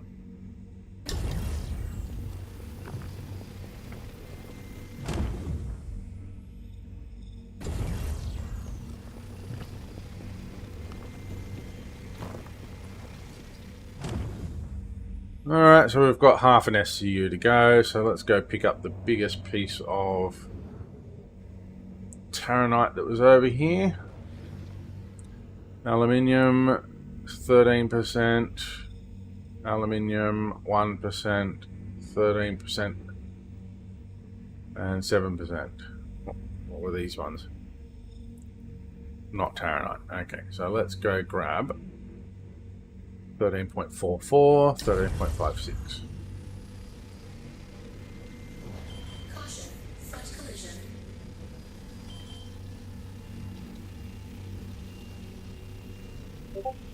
Oh, that one needs to be broken again. Fracturing mode on.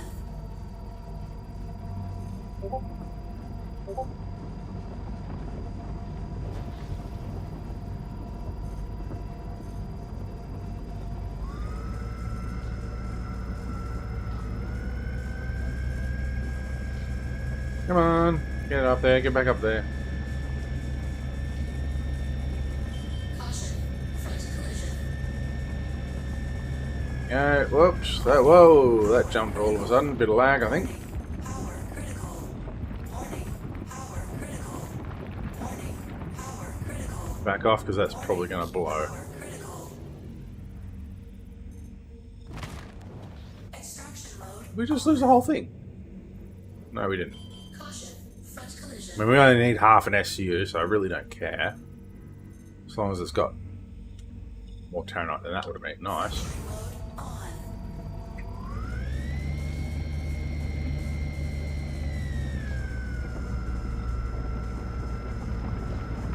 Just for half an SCU. Critical. Warning, power critical. Warning, power critical.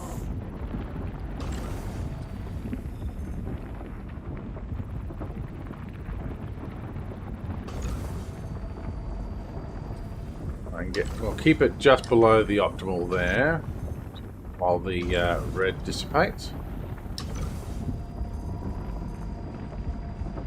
But red should disappear now, unless I go back in it.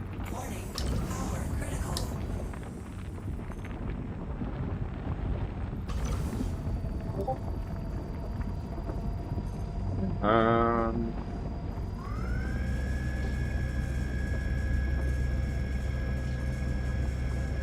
Okay, we're basically going to start again, aren't we?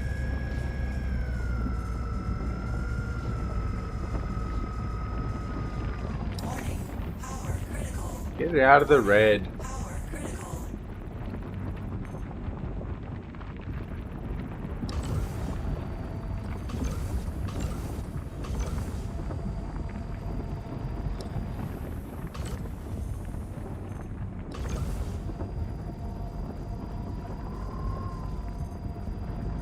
And hurry up. Just half an SU I need to get from this. Yeah, so far the servers are running pretty good. There's just a bit of lag every now and then that I'm getting with the mining laser. It's just playing a bit of catch up, but it's running pretty smoothly. Let's find the largest bit of Taranite here. 15%.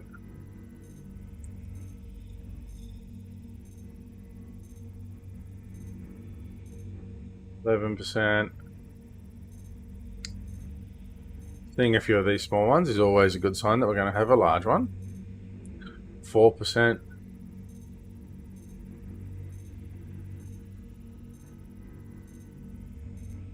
%. Okay. And where is this large one?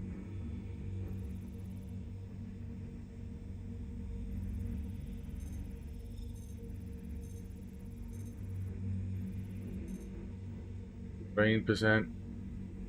Really? Alright, screw it. Let's just grab that. And we're full, and let's go home now.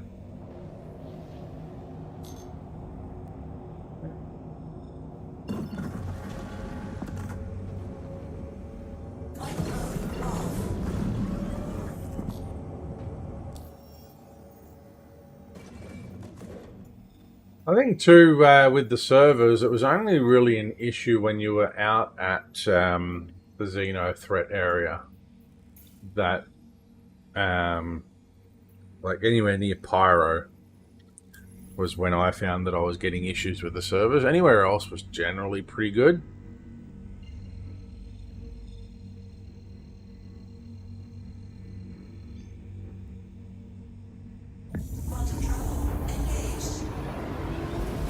Today, 26th.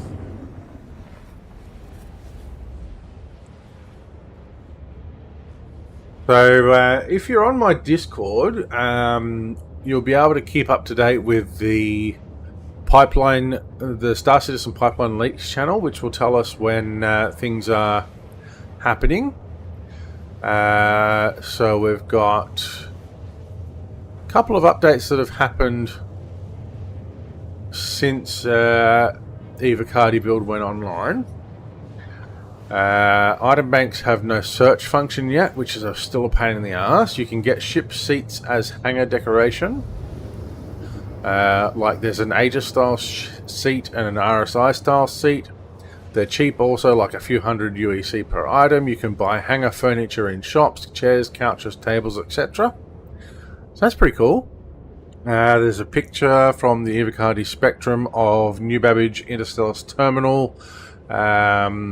It's got a Chip Westwood's extra large hangar. So that's an option to go directly to their personal hangar. Ship elevators seem to work decently well, have cool animations and sounds. When you go to the hangar lifts now, instead of a list of the hangars, there's just a big username, small, medium, large hangar button. Large amount of file names are seemingly obfuscated in the P4K with various kinds of cheesecake. So we've got cargo manifest.legalcargo_Oreo cheesecake. Okay. A whole bunch of the old hangar flare is spawnable now, if not all. Not sure what's available and what's not as of right now. So there's a lot of stuff that I've got in my bags that has got placeholder on there. And a lot of that is in the other tab, so it's hangar flare and crap like that. So I guess some of that is going to become available. UI for item banks and cargo lifts looks decent, but has some Eva Cardi jank right now. Buttons can be hard to click and glitch out. So this is where they're talking about what is available in to the Eva Cardi. It's not footage and actual in-game screenshots, apart from the elevator. So I'm not sure. I mean, that probably shouldn't have come out, but I guess if it's on the Eva Cardi Spectrum, whoever's leaking that, I don't know whether that's a no-no or whether that's come from SIG or what, but there is a Discord that does do a lot of the leak stuff, and I've got that being passed through to my Discord as well, so you can see what's going on there. Can I get a hanger, please? Thank you. Hanger 2. And then there's a bunch of like game file type text and stuff. So you've got like shop UI, kiosk commodity stuff, loading time, capacity, auto load, auto unload, cargo size available, awaiting manual delivery. So these look like commands and things that are going to pop up. The shop buys items of this size or smaller.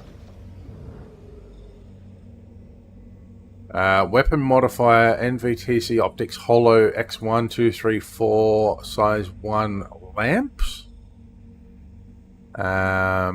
This video is from a bug report detailing how the buttons can be a little glitchy. Sometimes the noises are from elevators. Okay, so there's a video in that thread as well.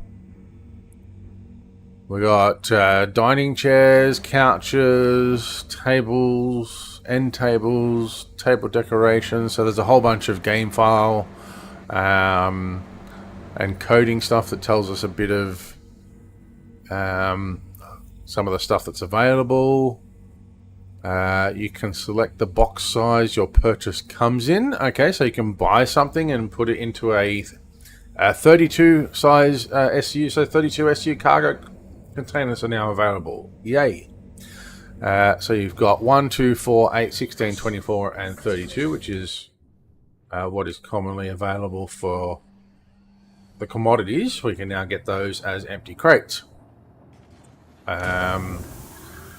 Cool. What else have we got here? More game file text and crap. Okay, so that's some interesting stuff there. So lots of stuff that we can purchase and buy in game. We're fairly cheaply, by the sound of it, to decorate the hangars with. So that sounds pretty cool. Like I've got an image in my head of having a couple of SU crates around with my gear on it and some tables and chairs and couches and stuff like that, sort of hanging around in amongst those crates and things like that. Get up off the floor, you idiot. You know, like in a corner of the hangar or something like that. It's like my little chill out section or something. Welcome to the ASOC vehicle retrieval system. I'm hoping too that because these are going to be instanced, that having, like, let's say 100 items in all of the hangars, in everybody's hangars, like if everybody has 100 items in their hangars, increasing the entities on the servers, that's not going to cause any performance issues on the servers. I don't know how that's going to affect it, but that's something that I'm going to be testing, is just seeing how much crap I can put into my hangar before the server has a hissy fit or something like that.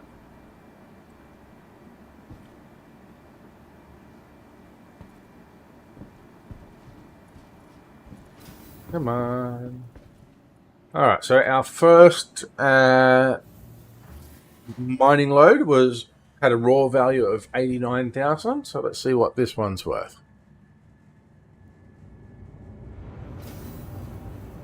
Okay, someone new on the server. Welcome to the Discord server. What we got?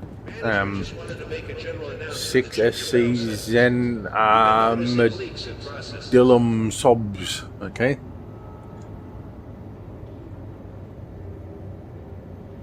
Six SC, maybe that's 6-star citizen, Zen Armadillum Sobs. Okay, welcome.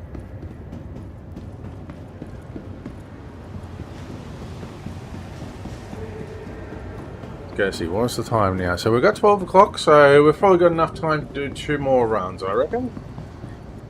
Even if I'm getting close to the 1 PM, I can still fit 2 runs in there. We will do 2 more runs regardless of the time. Take a look around. Our prospector, raw value. No, that's the mole. I don't want the mole, I want the prospector. Oh, we're up to 111,000 on this one. So that's going to be nice. Can I help you? So we're now sitting at about 200,000 raw. Sign out. I want to sign in. Alright, let's go and create a works order for that. I don't know why this is still processing request here. Finding everything all right? You, and you. Compare and exchange. Get quote. 13 hours 46. So that's now going to be closer to 2 a.m. What I might do is I might have a look and see if I can get something that's more along the lines of an Finding everything 8-hour time frame. 7 hours for that one. It's going to cost us 60 grand. So that's high cost. I don't really want high cost. This one's high cost as well, so that's going to be 60 grand as well, but it's only an hour. XCR is also high cost, 25 minutes, definitely don't want that.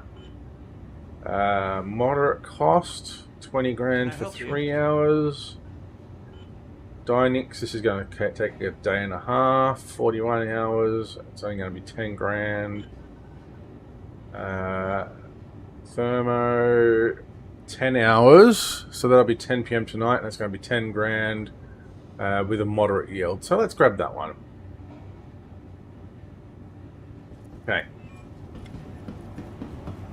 And let's head out and do another round. So let's pop this back on my back. It's still sparking. I don't know if it's going to work or not, but I do have another one in my bag just in case. But we may not need it either. Depends on the size of the rocks that we find when we get out there. What sort of helmet are you? Horizon helmet. No, don't need that. I've got like 100 of them back at Area 18.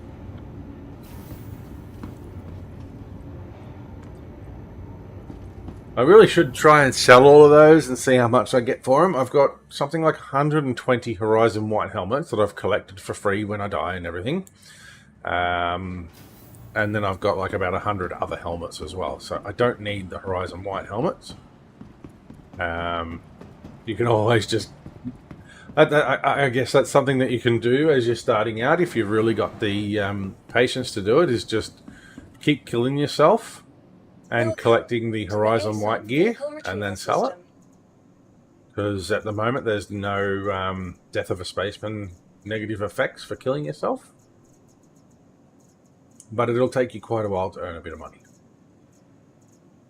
Vehicles, your vehicle has been delivered. Please visit us again. But I was watching a stream, a guy called Etalax, I think it is. He was doing a like a Zero to Hero stream. I think he's still going too. Every day he gets on for about 8 to 10 hours a day. He started off with being naked in Orison with no money, no ships, no nothing. And he basically had to beg and plead to get over to Area 18 to be able to buy a rock when he had enough money. He was collecting medical gowns and selling medical gowns that he picked up off the floor and things like that just to get himself started. So a real... what is it? A real proper go at doing an absolute Zero to Hero series, I guess you can call it. I did one that was probably an easier version of it, where I started off with a starter ship, not completely nothing. I did start off with no money. I gave away all my UEC to somebody in game that wanted to buy. I think I only had a couple of million. They were trying to get a vulture, and so I gave them enough money to go get a vulture. So I'm thinking of doing something like that one day again, where it's a full-on Zero to Hero. Start with nothing. You don't take freebies. You have to try and like beg for getting a lift across from one place to another if you want to go somewhere else. You'd watch that? Cool. Yeah, as I said, I've done one before, and basically I did it for 7 days. It wasn't every day that I played it, and I don't think I streamed it. I think I did it and then recorded it and uploaded it to YouTube.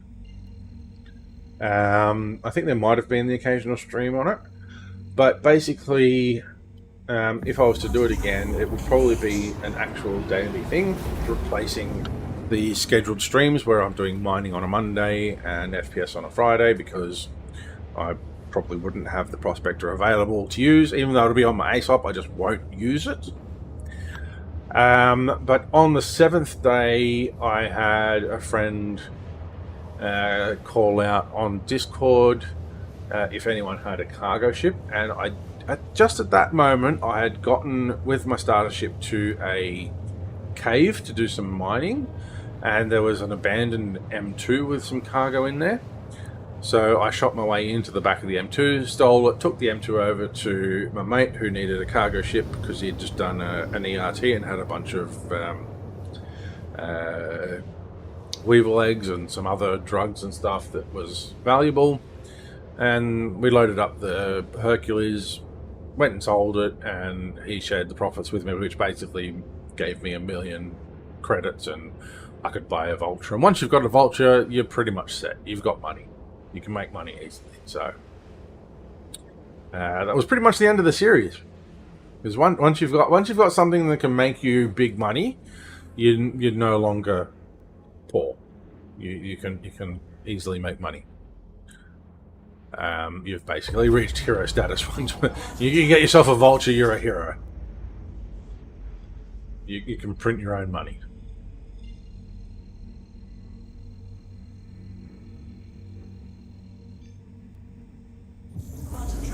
Alright, let's see if we can get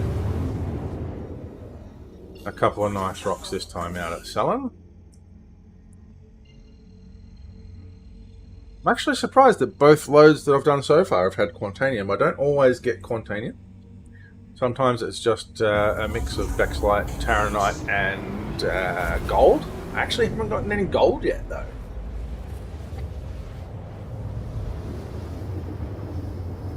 Surprising that gold is more rare than Quantanium today. But that's just the luck of the draw.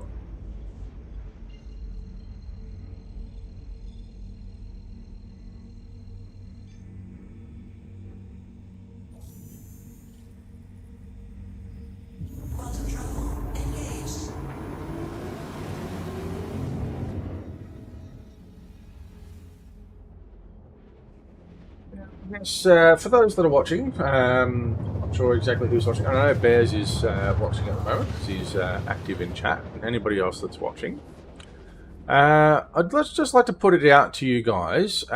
So I currently have monthly giveaways from Game Glass, and I have a set budget every month.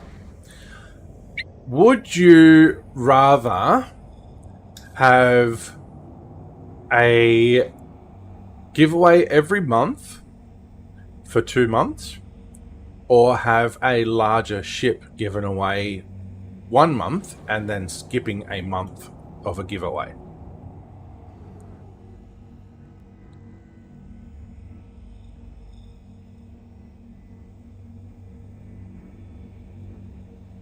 And just to throw wood on the fire, or fuel on the fire, it will be a LTI ship, not a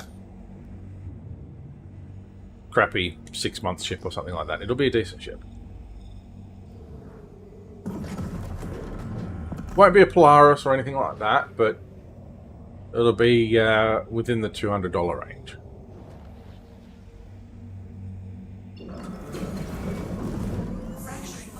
I'd actually pop a poll up on my Discord server to allow more people that aren't watching today as well. And I'll throw up a quick little video on larger ship. Bear says larger ship. Cool.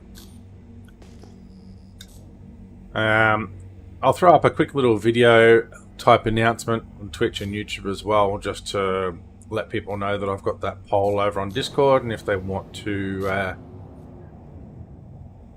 contribute to the poll, I will go with the majority. So I already have a set LTI ship for July's giveaway. So what I might do is I might pop the poll up today, and then for the entirety of July, I will run... Oh, here we go. 30% gold. We'll take that straight to extraction. We'll run the poll for the whole of July, and then it'll be an August giveaway, and then September would have no giveaway if it was chosen that the larger ship was the preference.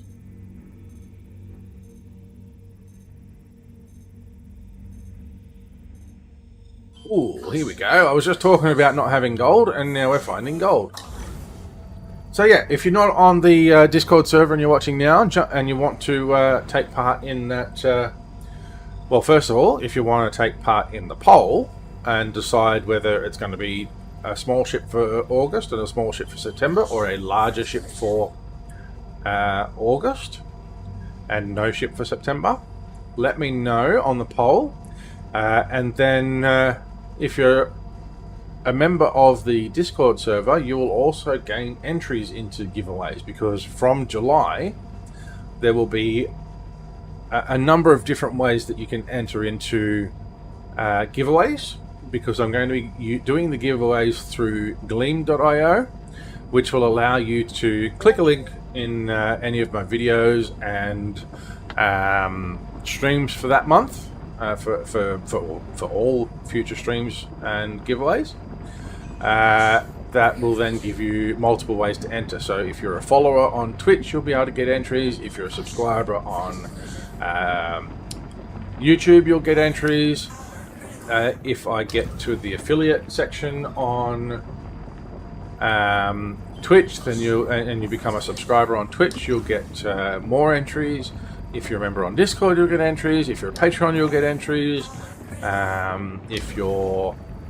If you join me on YouTube as well, if you become a member on YouTube, not just a subscriber, then you'll get additional entries there too. So there's going to be a lot of different ways that you'll be able to get entries through Gleam. And it'll also make my job easier to manage the giveaways and the entries, rather than trying to keep track of all of the comments on my YouTube videos and keeping a spreadsheet and all that sort of stuff. Caution. Overhead collision. Yeah, I've given away... What have I given away so far? I've given away an Avenger, a Shulin. I've given away some pulses. Not that they're really a starter ship. What are we up to? We're June, so I've given away 6 ships. What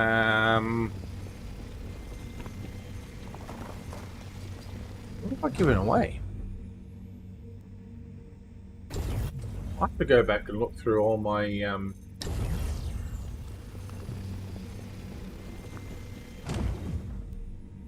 well, I can tell you now that July's ship is a starter ship, and the larger ship that I'm thinking of that I know is available for me to be able to give away from Game Glass. They've told me that it is there and I can use it if I want. It just means that I only have the one giveaway over 2 months. As I said, it's under $200. It's a little bit more than a starter ship, but it is a very convenient ship. It's not a fighter. I'm not gonna give anything away until the actual giveaway is. I'm not going to tell you what the ships are until the giveaways are actually running. But I'm just giving you little tidbits and snips and throwing some bait out there for you.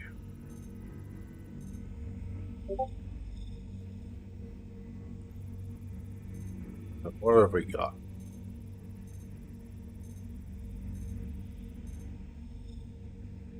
Beryl is not a bad secondary thing, but it's not what I want to give. 32% Terranite. Let's get that. Caution, front collision.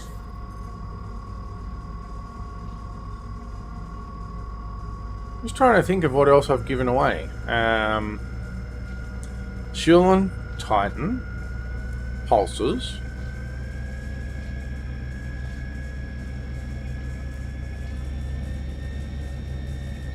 Caution.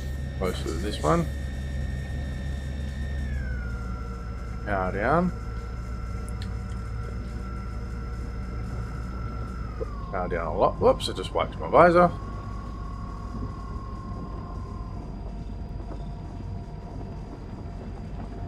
Okay, once I crack this rock, it's going to do my head in until I...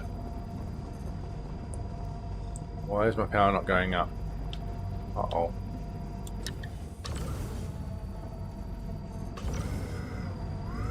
There we go. Something weird was going on with the ship then. Yeah, it's going to do my head in until I can work out and remember or find out what all of the giveaways have been so far that I've done. And we've got a big lag spike here because nothing's happening. Under attack.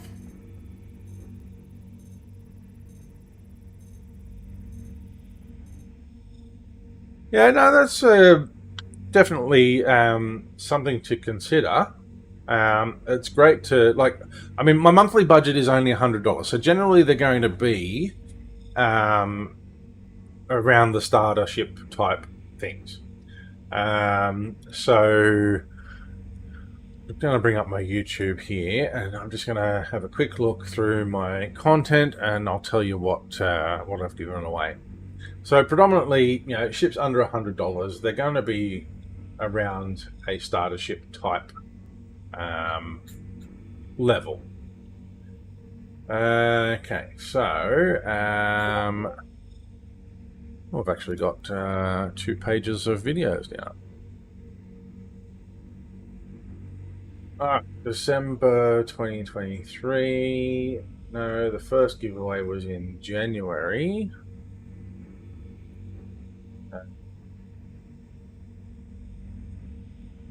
Was it in January or was it in February?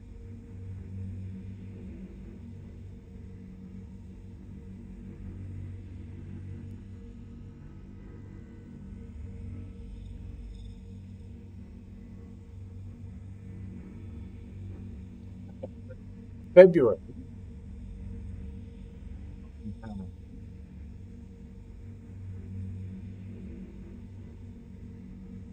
A 10-inch Fire tablet and 12-month Game Blast subscription. So that was my first giveaway, was a tablet and subscription to Game Blast. Okay, so it wasn't a ship, but it was a tablet and subscription. Then in March,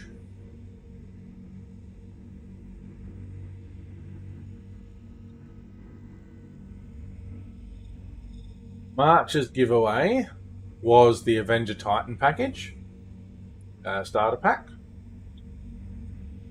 April,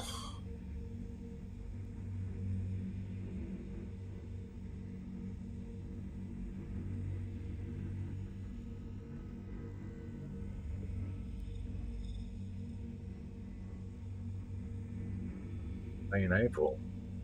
That must have been done on a stream. Let's have a look at the streams.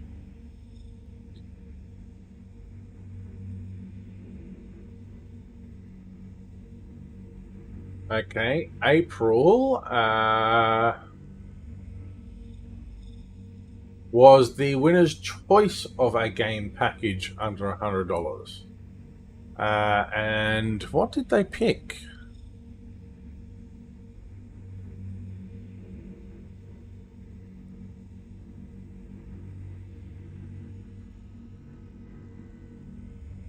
Ah, they picked a cutter. a Cutter starter package was the April giveaway. May was then the 2 Pulse package. So there was actually 3 prizes in May. First prize was 2 LTI Pulses, a Pulse and a Pulse LX. Second prize was a 5 paint pack for the Pulses. And third prize was a Game Glass subscription. And then June is going to be an LTI ship. So there's bugger all Terranite on that, so we're not going to get that one. July is going to be an LTI ship. Sorry, June. What was June? I just gave it away. June was the Shulin. July will be an LTI ship. August is going to possibly be a... Oh no, I need to extract that. You idiot. Okay, so I lost some of that. So, July could be sorry. July will be an LTI ship under $100. And it is a starter ship. August could potentially be around the $200 mark ship. That will be a very convenient ship to own.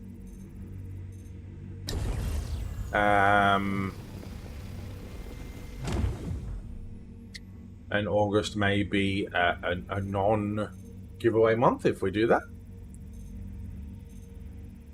Otherwise, if it's not those, if it's not the LTI ship in in August, then it'll just be basically whatever's available on the pledge store for August at the moment.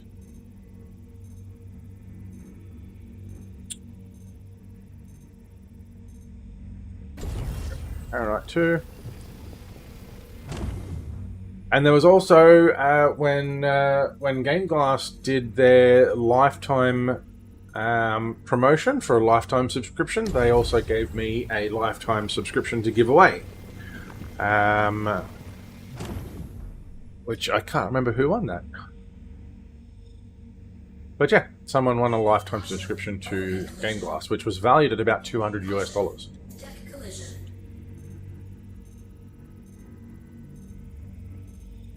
Okay, what do we got over here?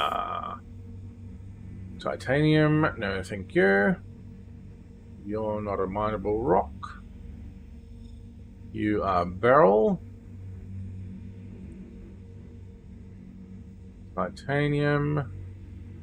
Terranite. Let's just grab this one. We're practically full. So we'll just grab this one, see if it fills us up, which it should do. 43 SCU.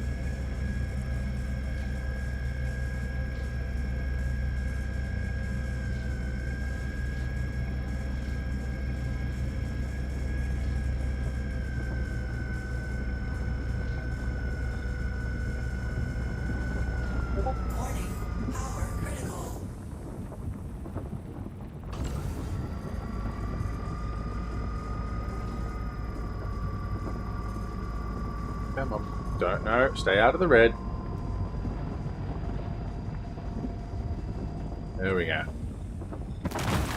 So this should be our last rock that I need for this load.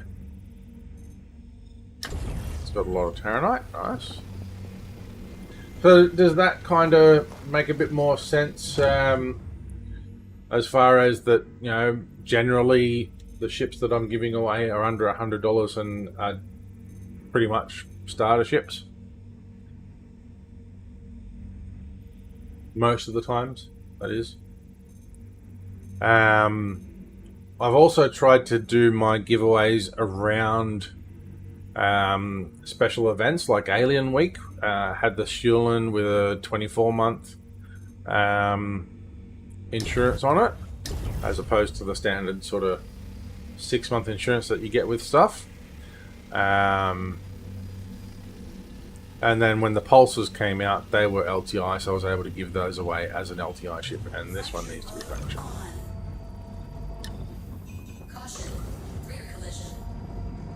Because I'd love to be able to give away LTI ships as much as I can, because they are more sought after than like a 6-month ship, for example. But a lot of the time they're just not available every month. This is gonna blow. It's gonna blow. Caution. Front collision.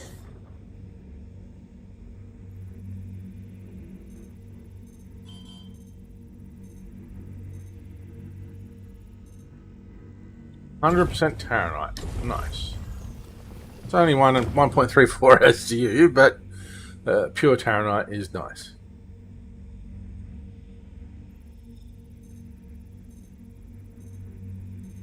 Yep, 12:30. We need to hurry up and get this one back and get back out for another run. Titanium.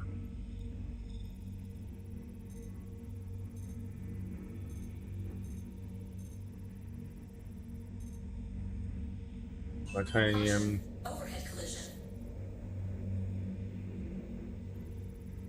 Caution. Front collision.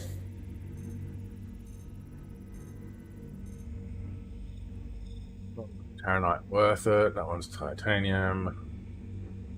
A little bit of Terranite. What do we got down here?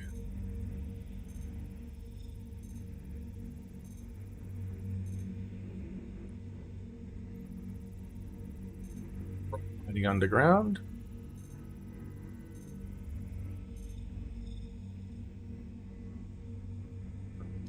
Get this one. Actually, that's getting the one that's underground. Excellent. Grab this one too. Just hiding a couple of other rocks.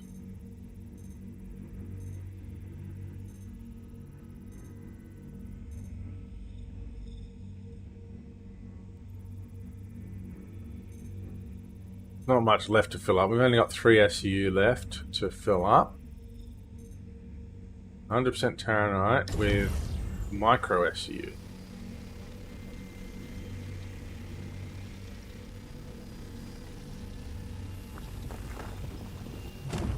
Getting it. And what have you got? We'll get this one to fill up. Warning. Storage full. Alright, we are full.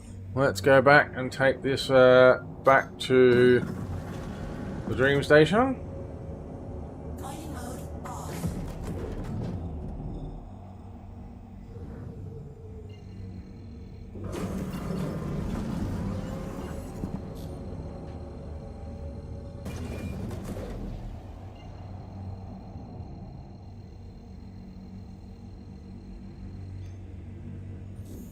But we do have a fair bit of gold in this one, so this one's probably going to be close to the 6-figure mark as well.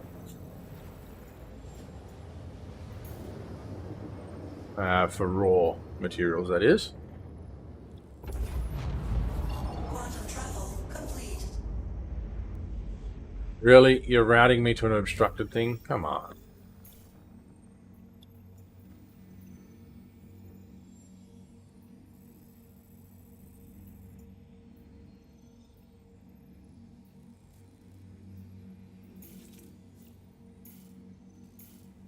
Give me a list.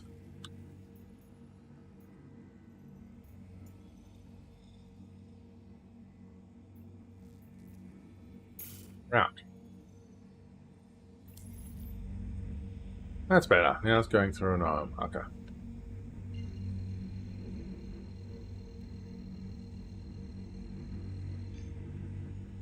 Quantum travel engaged. Oops. Quantum travel complete.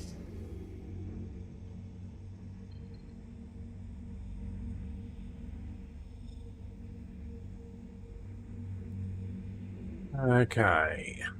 Where are we going? Where's my marker? Oh, there it is.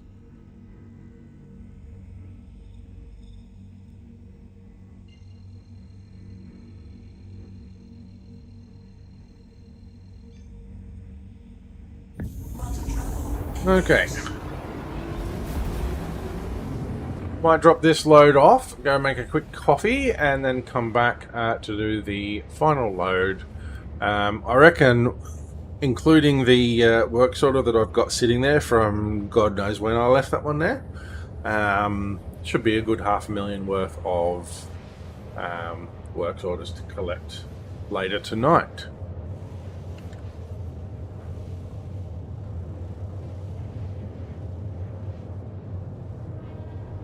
Okay, so we've got a bit of Star Citizen news. Well, we've got Galactopedia updates. Don't care about that personally. It's all lore stuff. I don't care about that. What have we got up here? Pipeline leaked. Oh, they've got a picture of a chair. Someone's put a meme up. A picture of the Drake chair. It's just a white plastic garden chair.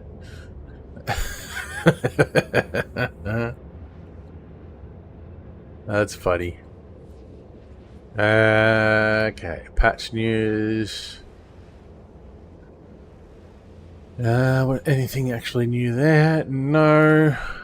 Okay, what have we got on this? Patch notes. Nothing new there. Just checking all my notifications and mentions that I can see on Discord here. Nothing new that I don't already know about. So, ambitious stream station. Let's go.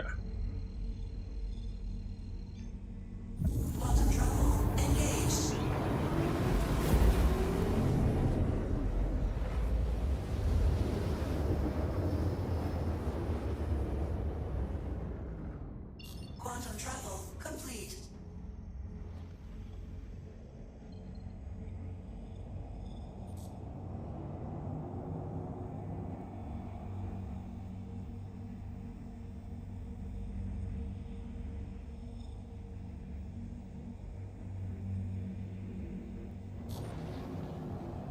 Come on, let's go.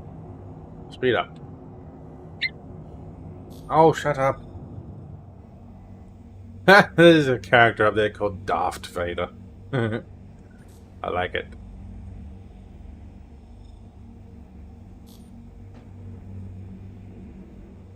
I used to have a Ute that had the number plate V4D3R, which read as Vader. Had the hardcover on the back. Had a picture of Darth Vader spray painted on the back. It was airbrushed, professionally airbrushed with the Death Star as well. I missed that Ute. Nice, nice. What was it? An L97 V8. Caution, front collision. 3-inch exhaust. It was nice. Okay, so let's land this up. Let's just do a quick Successful.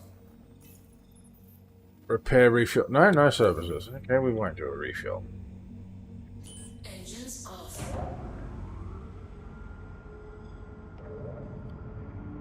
Come on, get out of the seat. Just press the button. Okay, it would appear that we're starting to get some lag now.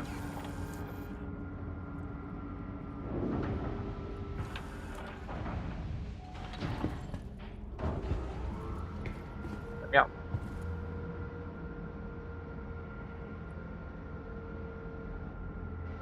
Let me out. Thing. Oh, of course you gotta go down the ladder, don't you?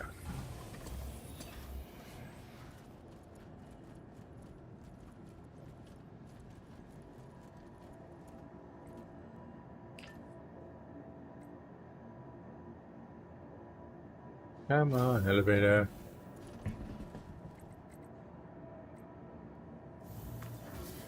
Down to the lobby. Okay, definitely getting some lag. Oh, hello. This doesn't look good. The elevator dumped me.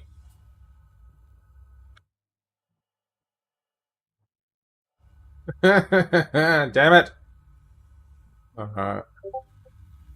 Where is a landing pad? Prospector's down there. Ah, crap. How far away are the pads?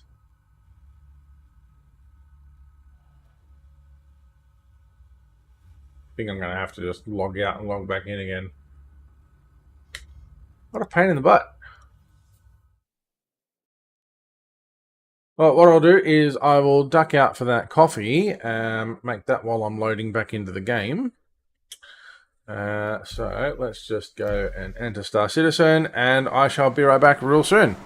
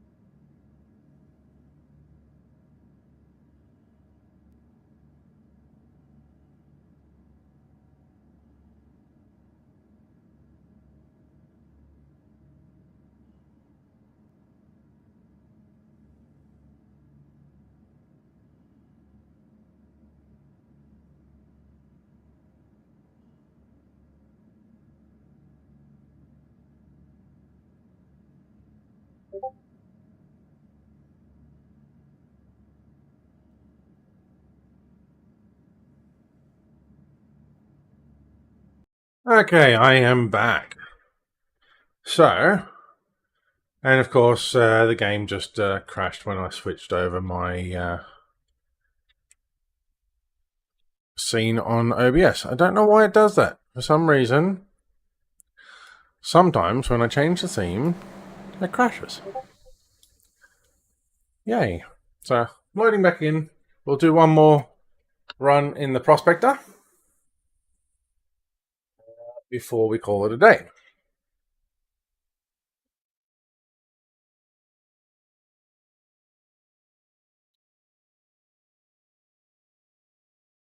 Okay.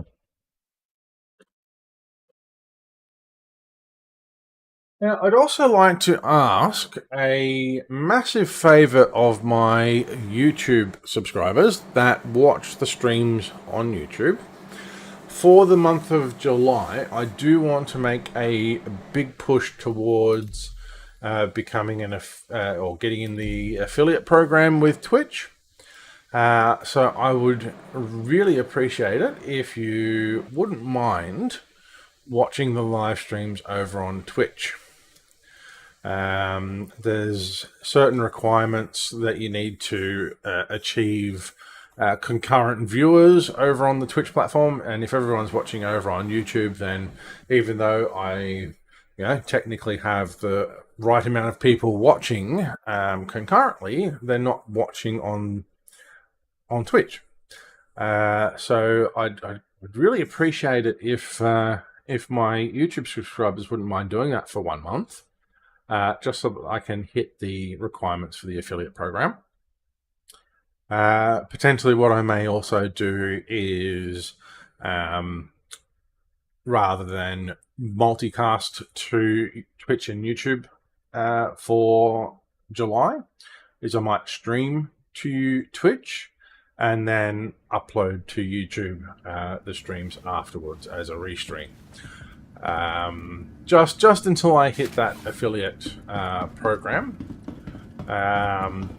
Obviously, I believe once I do hit that affiliate program, I need to maintain those levels. So hopefully I can draw in a larger following over on Twitch as well. That would mean that people that would prefer to be watching on YouTube can do so. But yeah, I think if you've got YouTube Prime, YouTube Premium, you don't get ads. It's the same with Twitch. If you've got Twitch Prime, you don't get ads over there, or Twitch Turbo, I think they call it. So if you've already got YouTube Premium, then you probably don't want to pay for another ad-free subscription over on Twitch. But for 1 month, if you don't mind just seeing some of their silly little ads just to help me out get the affiliate program, it would be greatly appreciated.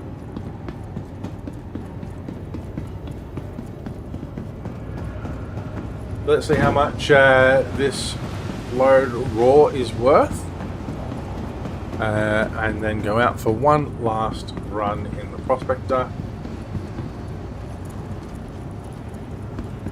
And that'll get us 4 loads for today, with a prior load that I need to pick up still.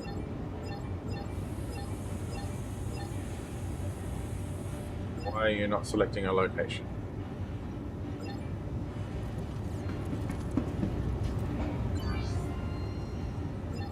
Oh, don't tell me my Prospector. Oh, here we go. Finally, I was going to say, no, don't tell me the Prospector is lost in space.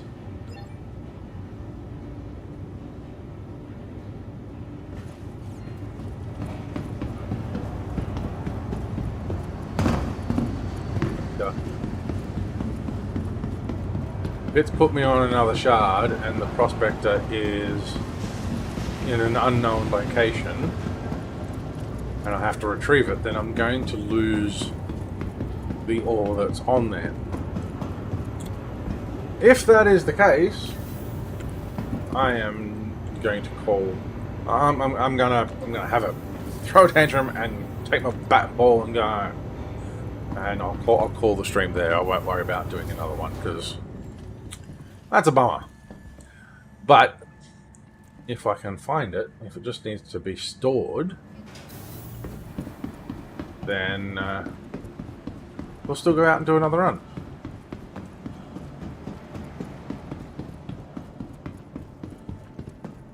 Let's see what the ASOP says. This will determine the future of today's stream. To the ASOP Vehicle Retrieval System. And the Prospector is in an unknown location. Okay. Please visit us again. Goodbye. What we could do is try and server hop and get back onto there and see if we can find it.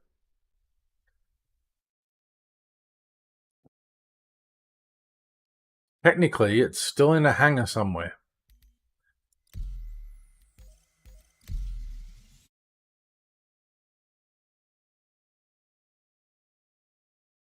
See if we can find it.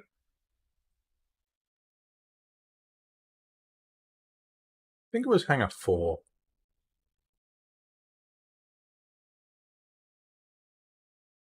Open up YouTube and go back and see where I landed.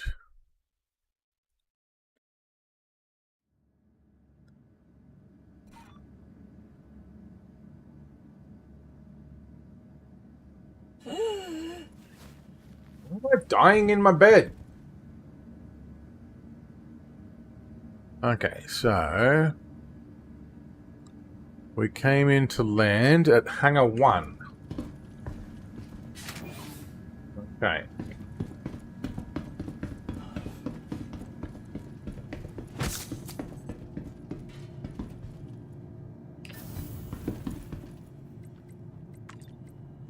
Maybe I might be able to go. Not seeing any prospector marker around at the moment. Always go and see if it's sitting in Hangar 1.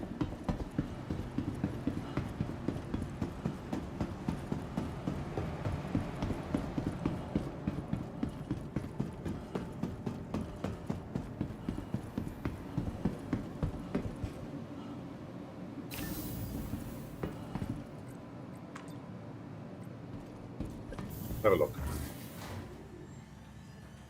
But then again, if it was sitting in Hangar 1, the ASOP should know that that's where it is. So it's not in this Hangar 1. Should have actually paid attention to what server shard I was on.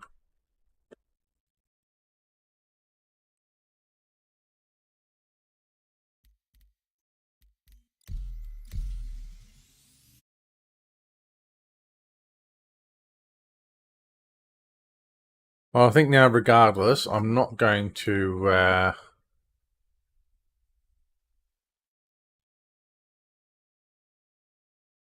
I'm not going to get time to do another run now. Because even if I do manage to find my prospector, I'm running out of time, unfortunately. Let's have a look. What shard are we on? We are on shard 130. Let's get out of bed.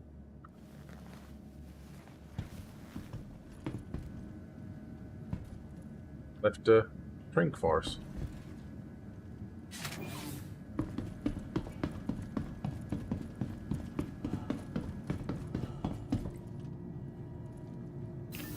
Not seeing any markers for my prospector. So it's quite possible that the prospector is gone.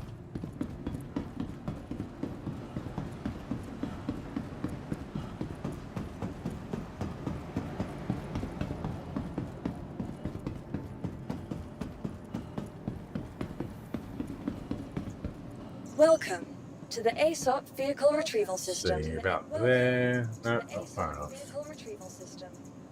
Ah, Miss Prospector, impounded. Excellent. So I managed to find the right That vehicle is currently shard, I impounded. guess. Your vehicle has been moved to our storage So if it's been facility. impounded, that should mean that it should still have the gear on it.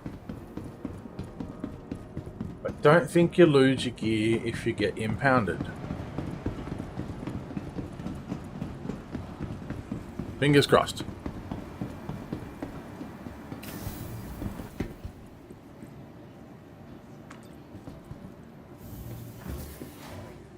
Let's manage to get out of the elevator.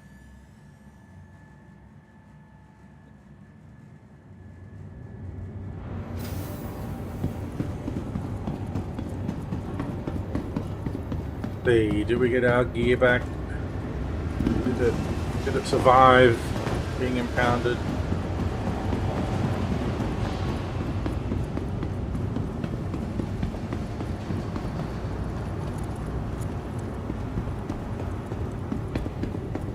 Hi. Let's have a Good to look. you back.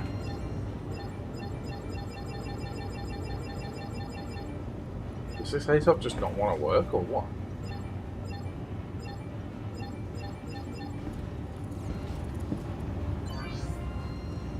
See anything you like? Prospector. Yay, we've got gear. Okay, so 65 grand worth of gear, so it's a bit on the low side, but we didn't have Welcome back. a great deal of stuff on there. I mean, it was a full load. It just wasn't very valuable. Set up Feel works free to take a look order. around. We Gold, got a pretty good selection. titanium, taranite, aluminium, and we're going to go with the harmonic, I think it was. 9 hours 52, yep. And we will get that one set up. Okay, cool. So that is all for today. Thanks, guys. So thanks for tuning in for today's stream. I do appreciate you jumping in and joining us today. So a couple of things that I'd like to just confirm. I'm going to set up a poll on the Discord server to find out what the preference is of my community, whether they would like to have a larger ship up to the value of $200 with LTI available in August and have no ship giveaway for September, or if people would prefer to get a smaller ship for both August and September, with the assumption that it's probably not going to be LTI, because I know that Game Blast only has the 2 LTI ships available at the moment. One I have reserved for July, and the other I may be able to get for August, but it just means that I can't. It's above my monthly budget, which means I have to sacrifice a giveaway for September. See anything you like? So I'll pop up that poll in the Discord server, and I'll just pop up the Discord details now. So if you jump over there, you can participate in that poll. At the same time, for the month of July, I'd really love for my YouTube followers, if you don't mind jumping over to Twitch and watching the live streams over there, and following me on Twitch, so that I can try and hit the affiliate program there as soon as possible. It's a fairly light requirement in order to get to the affiliate program. The partner program is then the next step up, but at least getting into affiliate is my current goal, and then obviously everybody's free to watch it on whatever platform they would prefer.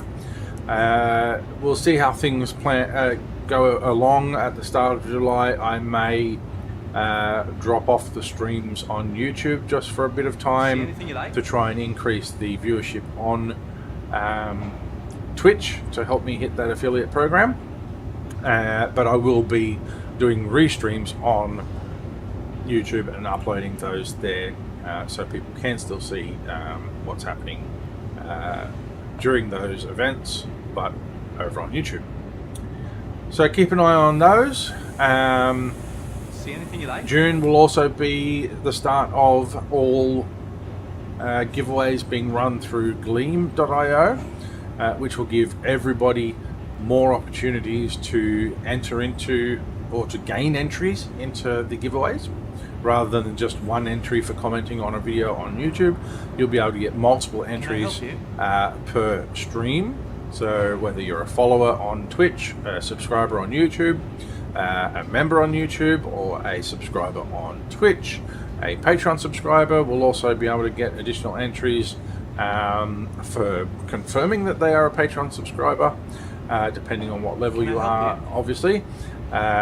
Being a member on Discord will also get you entries, and then there may be things like bonus words and code words and things like that that might be dropped during a stream that you can then enter in those code words to gain additional entries as well. And there will also be like hot streak type things, where if you watch 3 streams in a row, then you can claim a bonus amount of entries into the giveaways as well. So it's just going to give everybody more opportunities to enter, and hopefully that'll then entice more people to come and watch the streams and join in on the giveaways and just help support the channel in general. So thanks everybody for joining in today. Special thanks to my Patreon subscribers as always. You guys are awesome for helping me out on the channel. I'm also going to be looking into, in the near future as well, Patreon and subscriber only giveaways and events. So maybe a monthly event for Patreons, and then also basically anybody that has a monthly subscription of some sort, whether it is on See anything you like? Twitch or being a member on YouTube or a Patreon member, then I will also have giveaways specific to those people that are basically financially supporting the channel. So thanks everybody for tuning in today, and until next time guys, Finding everything all right? Thunder out.